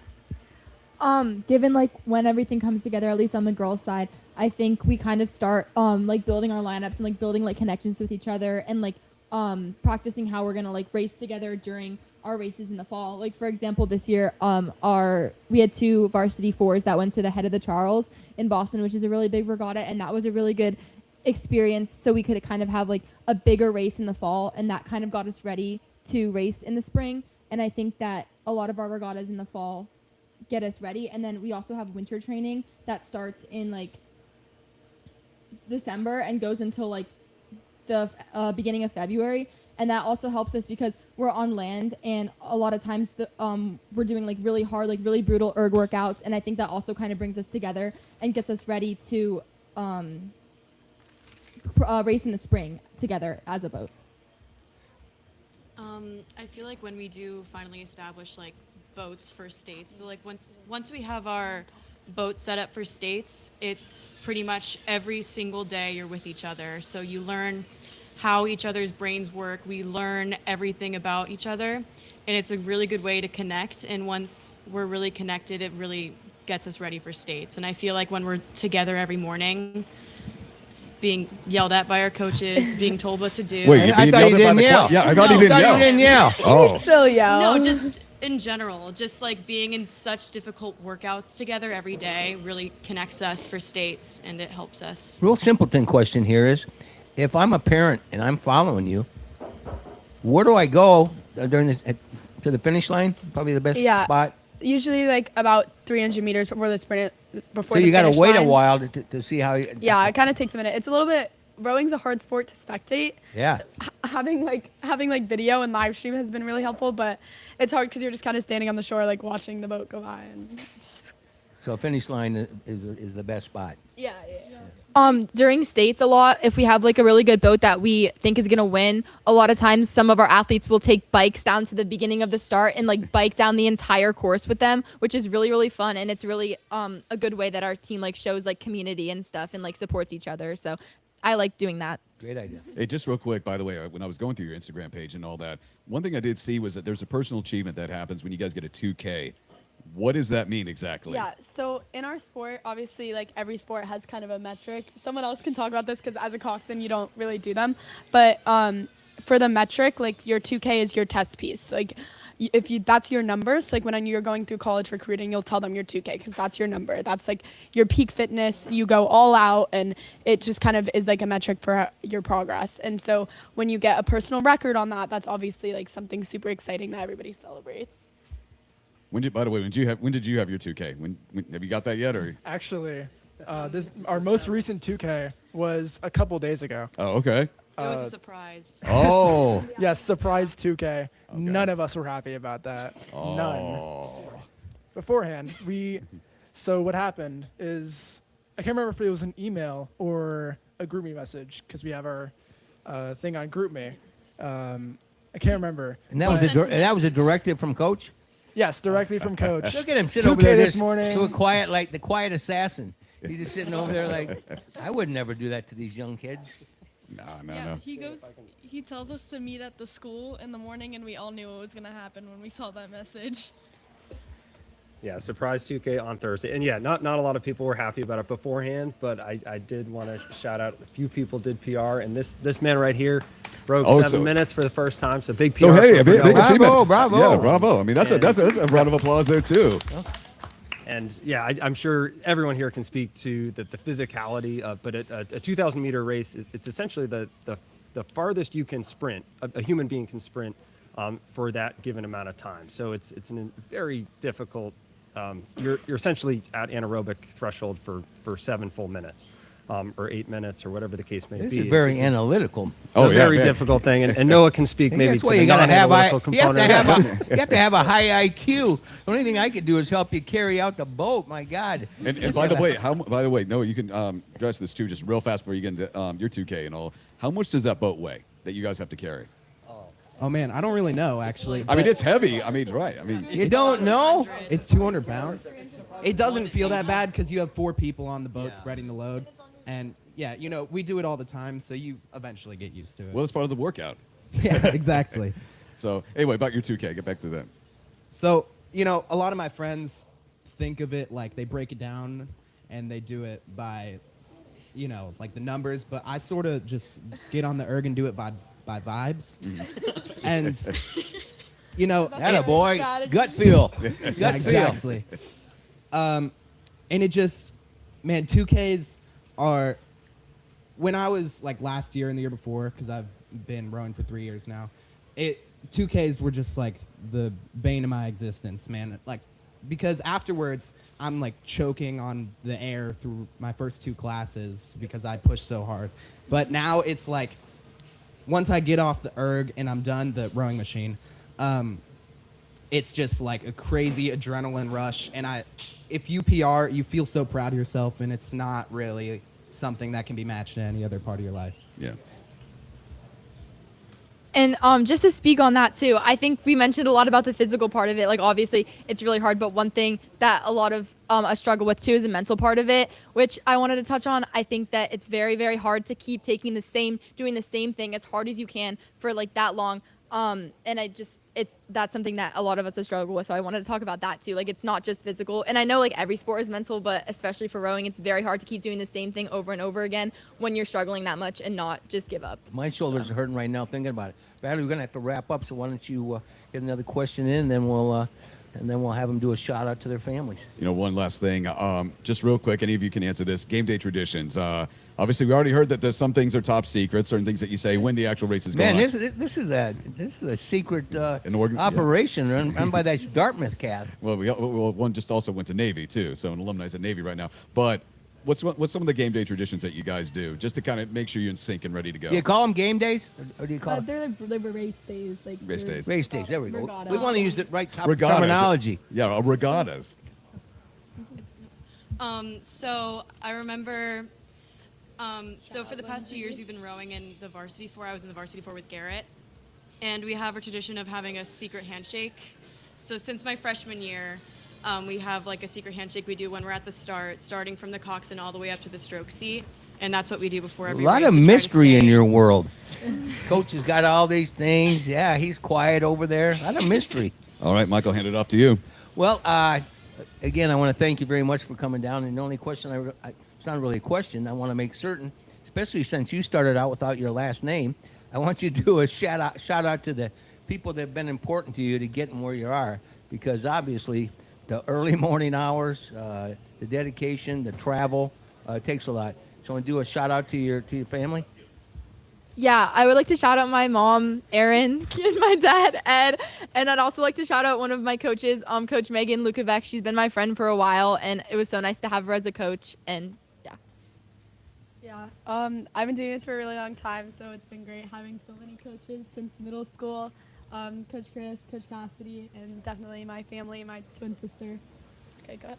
What your parents' names? Do you want to give them a shout out to Hillary them? Black and They're Jeff going to watch Diamond. this, and they're not going to be too happy that you, Yeah, okay. you mentioned them. My parents obviously are very. I'm trying to protect you. I want to say thank you to my parents, Eleanor and Andrew Yost. I would not be here if it weren't for you two. I can't express That's a how fact. thankful I am, and that's a fact. I also want to shout out one of my coaches that I've known for the entire time I've been rowing, about 5 years now, Coach Amberlyn. She's been on my past team, Team Tampa rowing, and just been an amazing coach for me. So real quick, so you guys have club crewing as well? Is that right? It sounded like you said a club. Here, Coach can address that. It probably can't talk about it. It's probably secret. No, this is not proprietary. We in the fall we have a club program, and the scholastic season starts in the spring.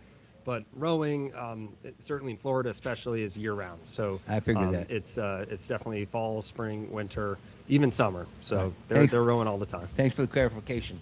All right, young man, want to do a shout out to your family? Shout out to my mom and dad, Nicole Smith and Christopher Smith.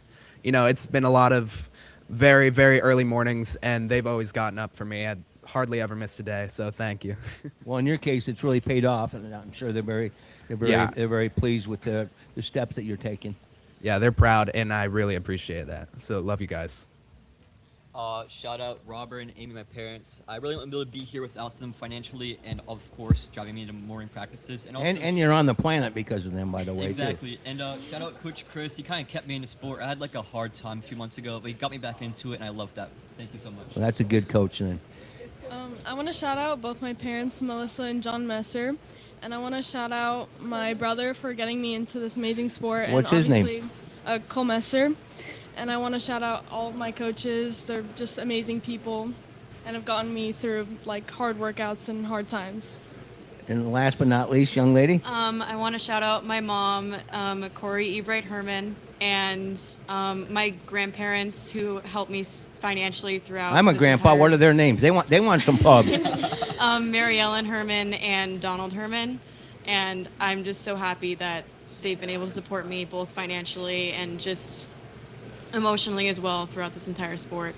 Well, one thing that I'm sure of is, Coach, and you can grab the mic real quick as we wind things down, is this sport, and I was a track guy all the way through Division I and all that. I know that's a lonely sport, and mornings, nights, practice 7 days a week. But this sport, camaraderie is critical. As you said, from the mental aspect about it, which obviously has an impact on the physical. Address that real quick, Coach. The camaraderie, and these guys are going to be friends for life, as you're well aware of. Oh, absolutely. The bonds that these kids are building now, they will maintain through life. And a lot of that is the early mornings, as I mentioned. A lot of that is sort of the pain of the workouts that they're going through. But rowing, the cliche is true. It is the ultimate team sport. If one kid doesn't show up on a given day, that entire boat can't go on the water. So it's a huge, you have a lot of faith and a lot of trust in your teammates. Just going back to the coxswain aspect of it, I think the coxswains were selling themselves short a couple minutes ago because they're in charge of a lot more than simply the data and the motivation. They're also in charge of the entire boat's safety, right? They're the only people that have eyes on the water. So when you talk about trust, especially dark in the morning. Yeah, absolutely. It's a lot of trust in everyone on the team, not just to be there, but to do the right thing in critical situations. And I'm so proud of these kids. That's my shout out. I want to shout out to these kids for showing up every day and just being the amazing human beings. Well, for coming all the way across the Bay, we appreciate it. Bradley did a superb job lining this up, and I love Tampa Prep. The conversations and the teams we've had over. Bring more kids over, Coach, and share your success with us. I mean, guys, if you're going back for another state championship again, knock on wood, definitely like to have you guys down here and everything. So talk about that, states, and some of the teams you got to face. So that's the Tampa Prep. Terrapin. It is the prep team, the crewing team. I like that. Instead of rowing, I wrote down rowing. The crew. Thanks the crew. to him. The crew. Rowing works. This is the crew.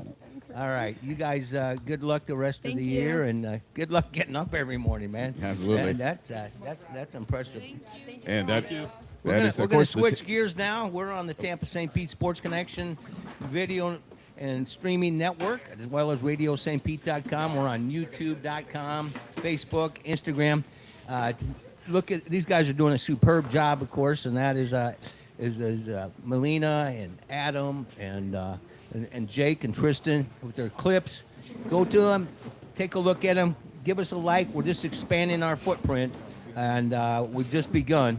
And we're looking forward to sharing all the entertainment and sports that we have down here at Ferg Sports Bar and Grill.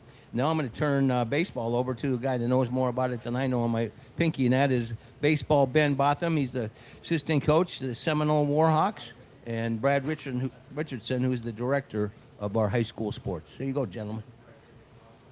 I mean, voice of Pinellas County. Well, hey, I careful. forgot. He's the voice of Pinellas County.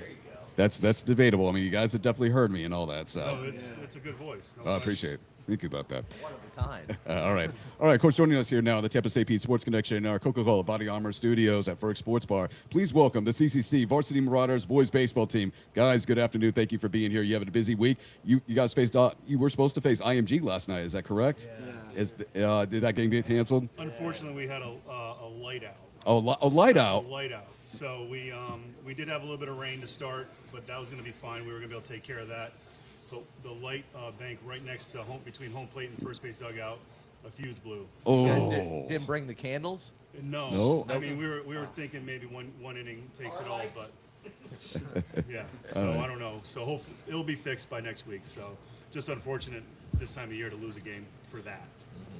All righty, so let's meet these guys. And all that. Guys, tell me your names, position you play, what year you are. Yeah, I'm Cooper Riley. I'm a senior. I pitch and I play first base. I'm Jamie Van. I'm a sophomore. I play outfield and I also play second. I'm Sam Heinz. I'm a junior and I'm a shortstop pitcher. Like the ketchup? Yeah, I just got a T in mind. So Yeah. And finally, the man with the plan on the end. Dan Wheeler, I'm the head baseball coach. All right, so real quick, I'm going to ask you real quick, Coach, and all that. Obviously, you have baseball experience and all. Tell us a little bit about your career in baseball. My career? Yes. My career started right here in Tampa Bay. I was drafted in 1996, signed after the 97 season as a draft and follow, which doesn't really happen much anymore. I think some of it happens, but not as much anymore. Spent about 3 to 4 seasons in the Tampa Bay Rays organization. They released me, bounced around to the Braves, Mets, Astros, back to the Rays, Red Sox, Indians, and the Royals, and that's when I retired and moved back home down here, and I've been in the community ever since, coaching youth baseball. Absolutely. So by the way, what brought you to become a Marauder? Well, my sons, my children go there, so it was a school that we loved, and it was in our area, so and when that happened, I volunteered my services and with Todd Vaughn, who was there for the last 45 years. Yes, Vaughn. Yeah, Coach Vaughn. 4 as a player, 8 as an assistant, 33 as a head coach. So I think he was ready to call it a day, and it was just kind of a seamless transition that I took over. So Absolutely. No, that's wonderful. How do you guys like having a former major league guy as your head coach? I know our guys love it when we bring guys like Brett Phillips or Joey Crable down by our field, but you get them every day. Tell us what it's like having him there, kind of what it's like motivation-wise, just kind of knowledge-wise. What is it like having him? Yeah, it's great. I mean, it's a bunch of stuff that some people can't experience, and it's great having someone who has a bunch of knowledge about the game that some people don't. He's played it firsthand. He knows what he's talking about. He knows what he's doing, and it's great for the team. Yeah, better than just like a US Gov teacher. Yeah. Which is what he is. Yeah. Go ahead, buddy. I mean, it's like a lot of like, you know that you're going to get a good practice because he's experienced everything you can experience. And it's just like being around all of that, like everything he's been through, you kind of know, like he can give you a lot of insight about how the game goes. And it's just great, like picking his mind, like especially as a pitcher, just like what would you do in this situation, or like other rituals that like you had, like stretching, throwing, just always trying to like pick something up and just use it to yourself. Well, you learned a ritual from him? Well, I mean, a little. Hey, let me know, man. He was a pitcher. He was a pitcher. I get how it goes. Yeah, can't give too much. Okay, you know, Benny, we've heard a lot of trade secrets today and everything. So hey, I'll take the headphones off. I won't hear anything. What? Say what? All right, so guys, you're already halfway through the season. Things have definitely turned around for you guys and all. For any of you, what have you all improved on to get the season back in line and get things together? You faced off against Countryside, of course, in the Georgiades tournament, but you answered back. You guys beat them. You guys beat them in that. So how have things changed and how have things gotten better during the season? Yeah, well, for sure, this is my best year of the team that we have this year, all 4 years. We got something special going on, and I'm very excited for everybody else to get healthy. And we got a couple injuries, but everybody's coming back right now.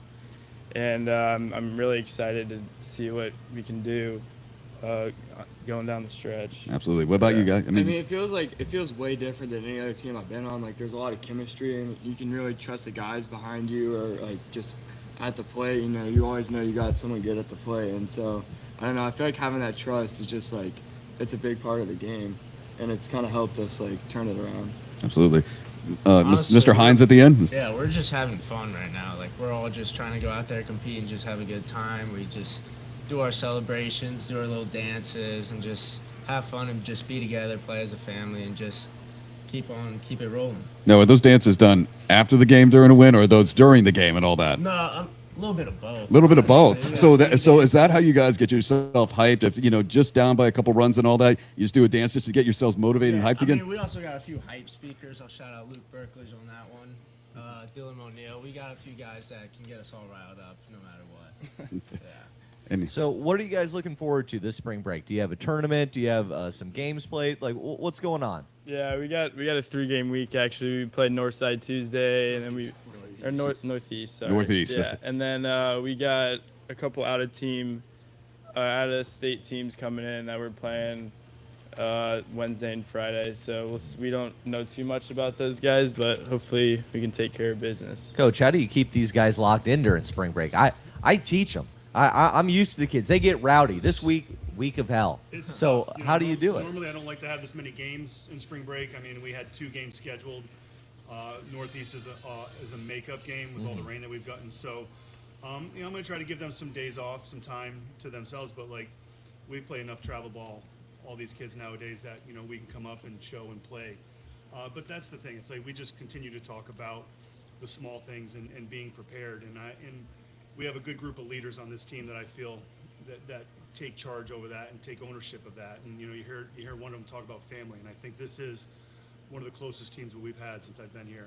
And like I said, I'm really excited about what we could do, especially since we're starting to get a little bit healthy. And I know everybody's got a little bit of injuries going on. So, but if we can kind of get everybody going and hitting stride at the right time, who knows what could happen. So, you just mentioned that leadership and all that. What's some of the things that he expects you to be as a leader on the field to all the underclassmen, excuse me? Yeah, I mean, you got to make sure you're not laying in them too hard, because sometimes they can get a little upset about it. But I just try. I mean, sometimes I could probably be a little too much, but I think it's good for some of the kids to hear it, and it's coming from the heart. It's coming from love. Like, I'm just trying to make them better, and just trying to make them better. All right. I mean, I am an underclassman, so obviously I experienced some of that leadership, and like Cooper said, it really it's a lot, but like it's really good, and like it's coming from the heart, and like you know, it's just because he wants to win. But I mean, also like you got to hold your guys accountable and like make sure they know like we're in this together and you got to do it together. All right. Go ahead, man. Mr. Hines, catch up down there. Going off of what Jamie said, like just holding everyone accountable. Like it's easy when it's like a coach telling you what to do, but when it's your teammate, like another kid on the field telling you what to do, it's just like a different perspective on like if he's telling me to do something, maybe I should try that, or just hearing it from like guys that are all around you, it just like switches something up a little bit. You know, Benny, I got to go back in time with something. I remember Seminole playing these guys last year, and it was thick fog that you guys had to play in. I got to ask, you know, when you have certain conditions, obviously we just talked about rain, but when you have conditions like that, how do you guys make those adjustments, especially, you know, having a fly ball go to the outfield and, well, it could get lost? Yeah, it's tough. I mean, you just got to do what you can do and work with what you can work with. I mean, it's tough. Balls get wet, fog. I mean, it's tough, but you just got to. Yeah, Coach, I don't know about you, but I don't know how we played that game. I don't know how we played that game either. You know, that was so tough. And that's the thing. It's like the one thing that I try to preach to these guys about certain situations like that. When we do have a fog situation or we do have a wet field, we're not the only ones playing on that field. So we have to just do everything that we can just to put ourselves in a position to win. You know, and this game, I try to preach to them all the time. It's not an easy game. In my opinion, it's the hardest game. Hitting a baseball in sports is the hardest thing to do in all sports. So I try to make sure that they know that this isn't easy to go out there and do what they do. We're blessed with athletic ability, but to go out there and day in, day out and do it, it's not an easy thing to do. You know, baseball is a sport that is played year-round. I bet some of you guys do travel ball in the summer, right? Yeah. So just real quick, you know, what's some of the things that you've taken from travel ball in the summer and applied it to the season and everything? So how have you guys improved? Like, I mean, you got 3 pitchers. We got, you know, there's all 3 of your pitchers, right? Okay. So what's some of the stuff that you've taken from travel ball that you've learned during the summer and has made you better? Yeah, I always have my routine. I do the same routine before every game, all in order, and I learned that from the summer from some of the teammates that I've played with that are, for example, like Caden Wechter. He's going to be a Wait, who is that exactly? that name, Benny, that name does sound a little familiar and all, but I don't know. We'll get back to that later. But anyway, continue. I've learned some things from some other people, some studs actually. But yeah, it's just summer. You're usually playing in the middle of the day, which is it's hot as crap, and you gotta. It's Florida. Yeah, and you just gotta make sure you get warmed up and get your stuff done. That's what helped me in the high school year, just to stay on that track. I mean, for me, it's like I've had a little bit of some like injuries, and you know, for me, it's really just always making sure you're warm. And like before every game, obviously you can play 3-4 games in the summer, and you know, make sure you're well stretched out and hydrated and well fed. That's like a big part of the game. It's not just physical. It's, you know, what you do before. It's more mental.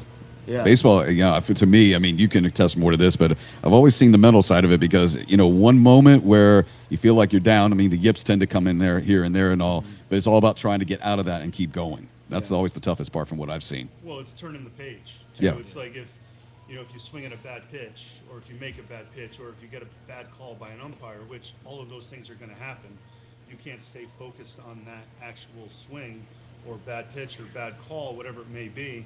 You have to turn the page and be ready to win the next pitch. So if you're still dwelling on that last pitch, whatever happened, you're not focused on what you have to do on the next pitch. Well, you got 3 pitchers here. We're known for being head cases a little bit, being a little kooky. Yeah, being a pitcher myself. Yeah. What do you kind of try and teach these guys to say, like, hey, we got to move on to the next thing? Is there a routine? Is there a certain strategy or a mindset that you kind of try and instill in them? The one thing it's pitch by pitch, yes. Yeah. So I think, and it's a lot easier said than done. And like along those lines, how hard this game is, it's a very hard thing to do to turn the page if something if you make a bad pitch or if you get a bad call or something like that. But I just feel like if you can go back to the basics and think small, that will help you get back to where you need to be. Now, you guys are all pitchers. Have you guys done anything a little squirrely to try and get one over on Coach? I remember in my college days, I Uber Eats some food to the bullpen once or twice. That pissed him off quite a bit. What kind of antics do you guys get into with Coach here? I mean, I just try to, when I'm pitching for a game, I'm very focused and locked in. It's hard for me. I don't really change my stuff up. I don't Yeah, nothing too crazy. Yeah, it's not too much. Back, but it's, That's right, coach. Yeah, you keep them in line then. They You do keep a them good in job of line. keeping everything loose. Yeah. You know, but they do, like, I do give these kids a lot of credit, not just these guys that are here, the rest of the team. When it's game time, there's a sense of focus and a task at hand that they take on, which is, you know, at an early age like this, it's impressive.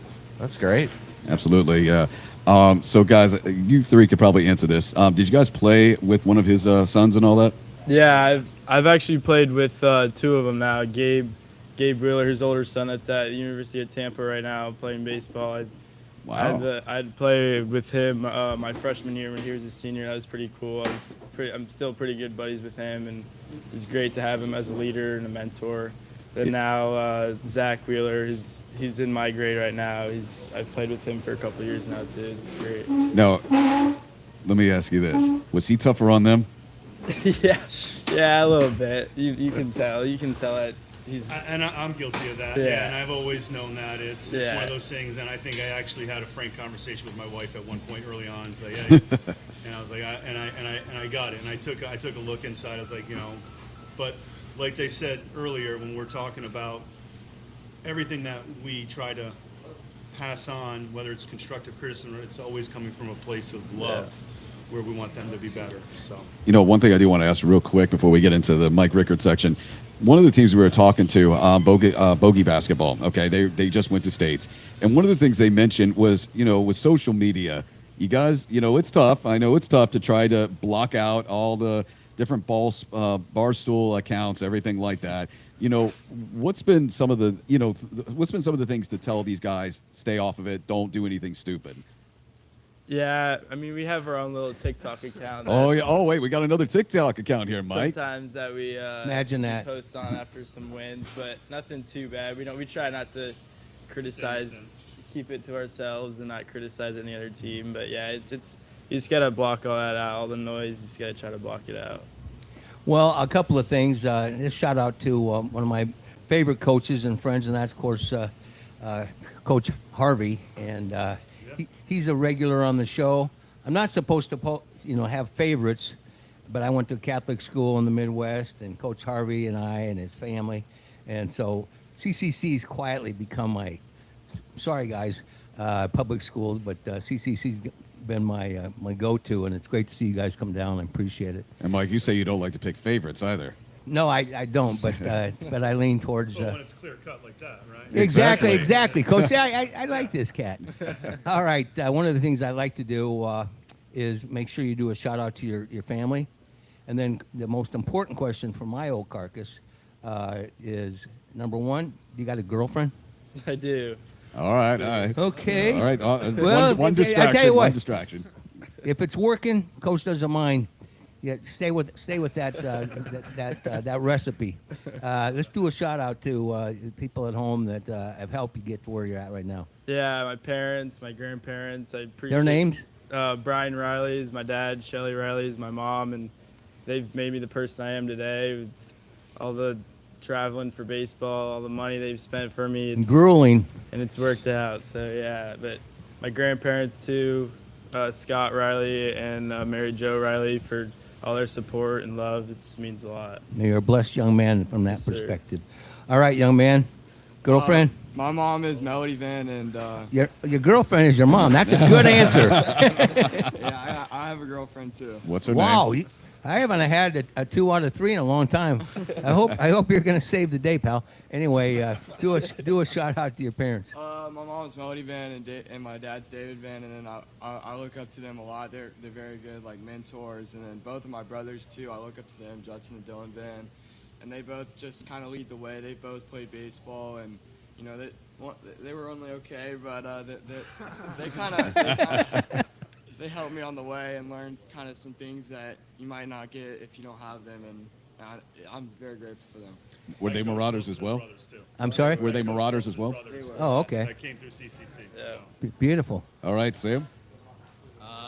Yeah, so I would say Chris Hines. Whoa. Girlfriend. Girlfriend. A little bit. Oh, Little bit. A little bit. Wait a minute. It's complicated. Well, that's what you don't want during the season. Guys, it's complicated. That's a Facebook Coaches post. want focus. Focus. All right, so complicated. You don't want her to listen to into this broadcast or watch it. Yeah. So shout out to your parents, my man. Yeah, so my mom, Stacy, my dad, Chris, and my brother, Ethan, for just leading the way, just leading by example, and my grandparents, Bob and Elsa Heinz, for just always helping out no matter what. Well, we appreciate you coming down. Coach, I think you'll agree with this, and especially with your pedigree. We're going to have you on. We're going to turn you and do a Chris Harvey chiming in and giving us some input. We'll have you both down someday. But anyway, I don't think any other sport, and I had sons that played baseball and basketball in the Midwest. Basketball could possibly, but I don't think any other sport in baseball demands the most out of families. Would you agree, Coach? Absolutely. As far as what they were talking about with travel baseball. I mean, we're on the road a lot, especially during the summer. And like they were talking about earlier, it's a 12. It's unfortunate. I think we played too long, to be honest with you. Yeah, You know, without a shadow, but a lot of people. Why there's an off season in every sport, but so I try to make sure that I take care of that on my end with the kids. Well, you play at the highest level, obviously, and there's a lot of conversations about the stress on these young kids, and we've had a lot of experts on, and I believe wholeheartedly, and I'm sure you do as well, that's not healthy. They need a break.